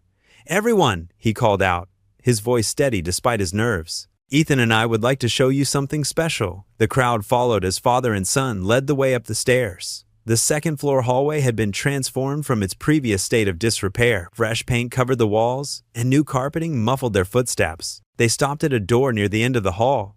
A small brass plaque gleamed on its surface, but a cloth still covered the engraving. Ethan stood straight and proud beside his father, barely containing his excitement. "When we first found that letter," Jack began, his voice carrying to the gathered crowd, "we didn't know how much it would change our lives. It wasn't just about saving this house. It was about understanding what home really means. Not just four walls and a roof, but the people who fill it with love and support." He placed his hand on Ethan's shoulder.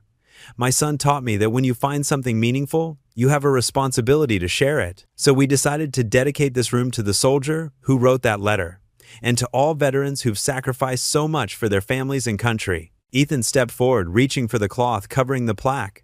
"May I, Dad?" Jack nodded, and Ethan pulled the cloth away. The brass plaque read, "Veterans Memorial Room, where letters find their way home." Mr. Thompson wiped at his eyes as Jack opened the door. The room inside had been transformed. Display cases lined the walls, containing carefully preserved military memorabilia donated by local veterans.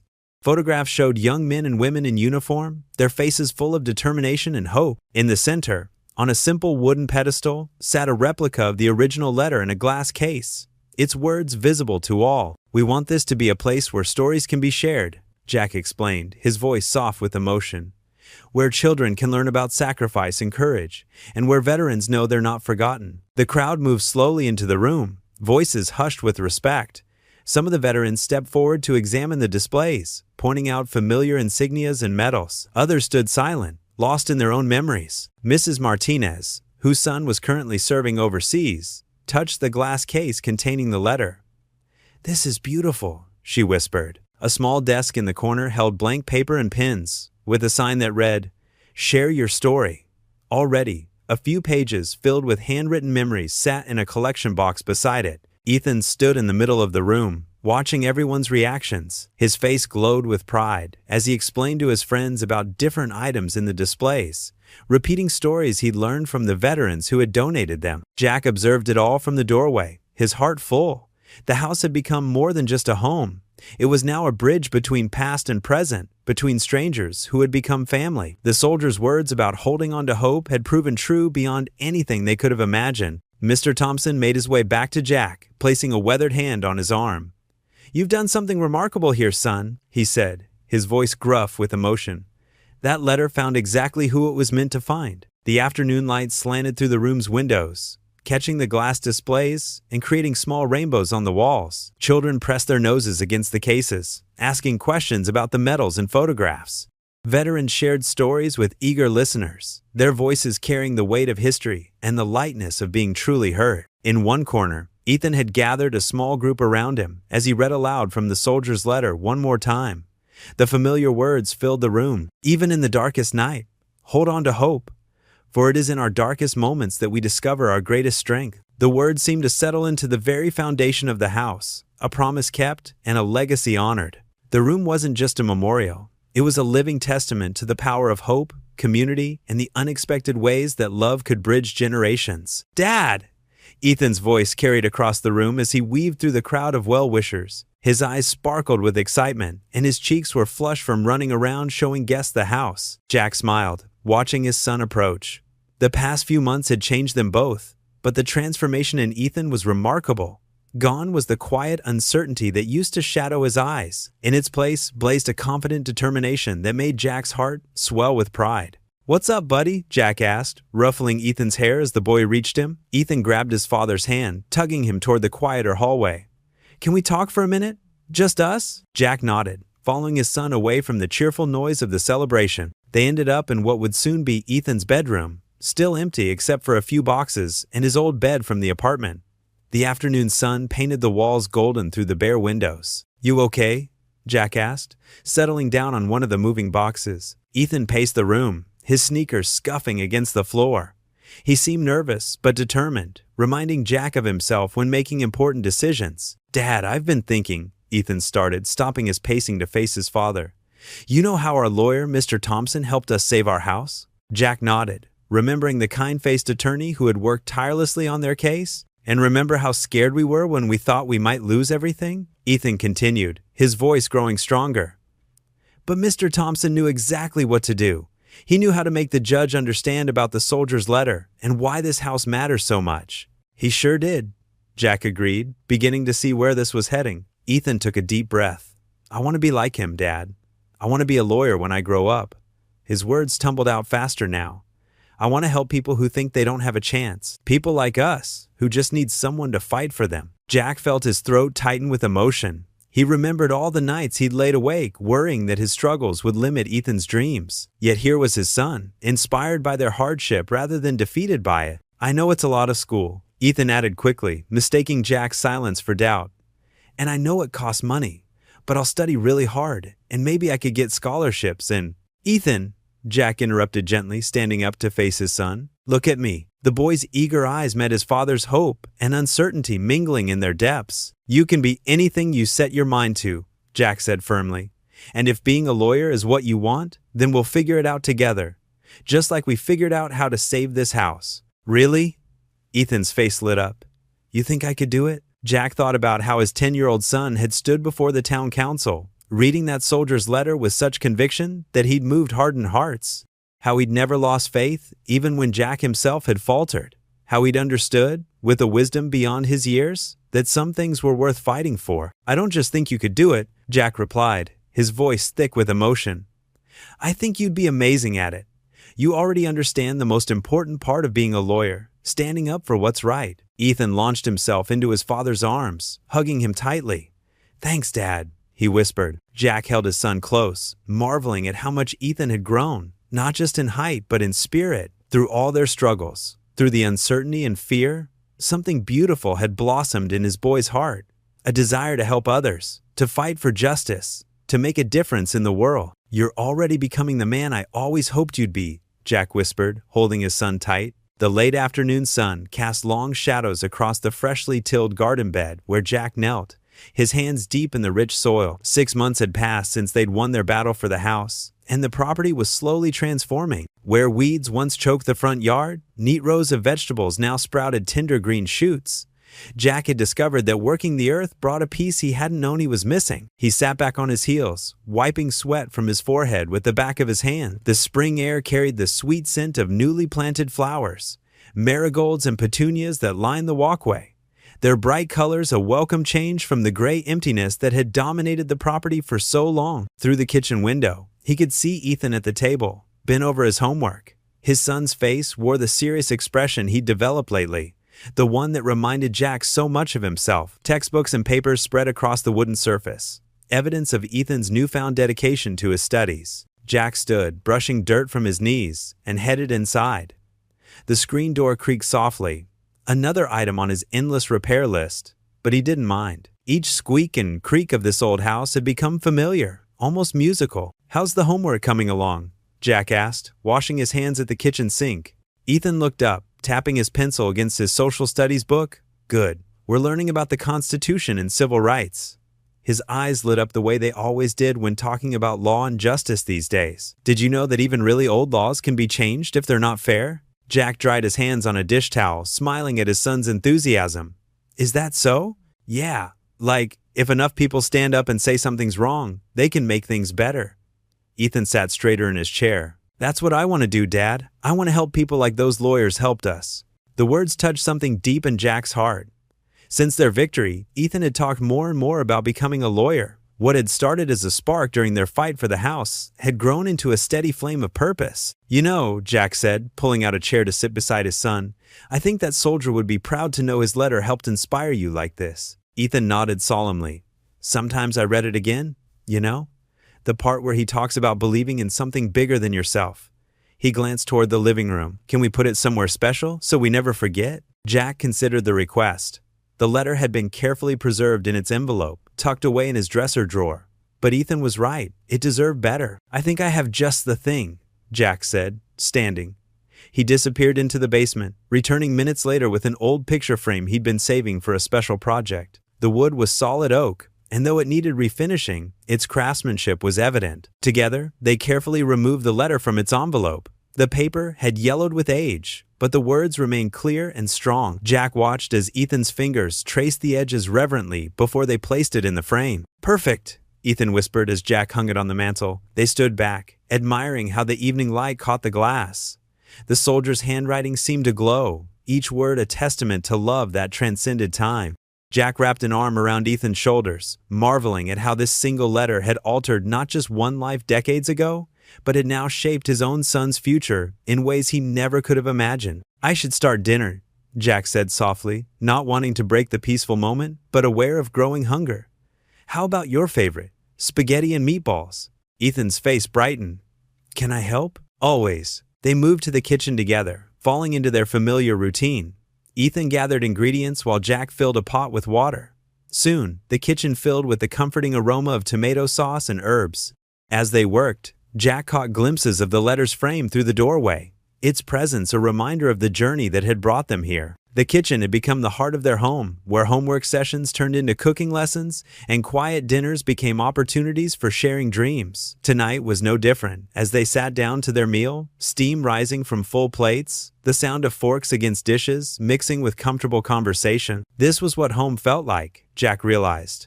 Not just the walls and roof, but these moments of connection, of shared purpose and understanding. He watched Ethan twirl spaghetti around his fork with practiced ease, saw the contentment in his son's expression, and knew with absolute certainty that they were exactly where they were meant to be. On the mantel, the soldier's letter stood as a silent witness to their happiness, its message of hope and legacy living on through new dreams taking root in fertile soil. What would you do if you were in their place? Comment your answer below and let's see how you'd rewrite the ending. If you enjoyed the story of Jack Miller, I handpicked the next story that you will enjoy. Please don't miss this one. Click here to watch it.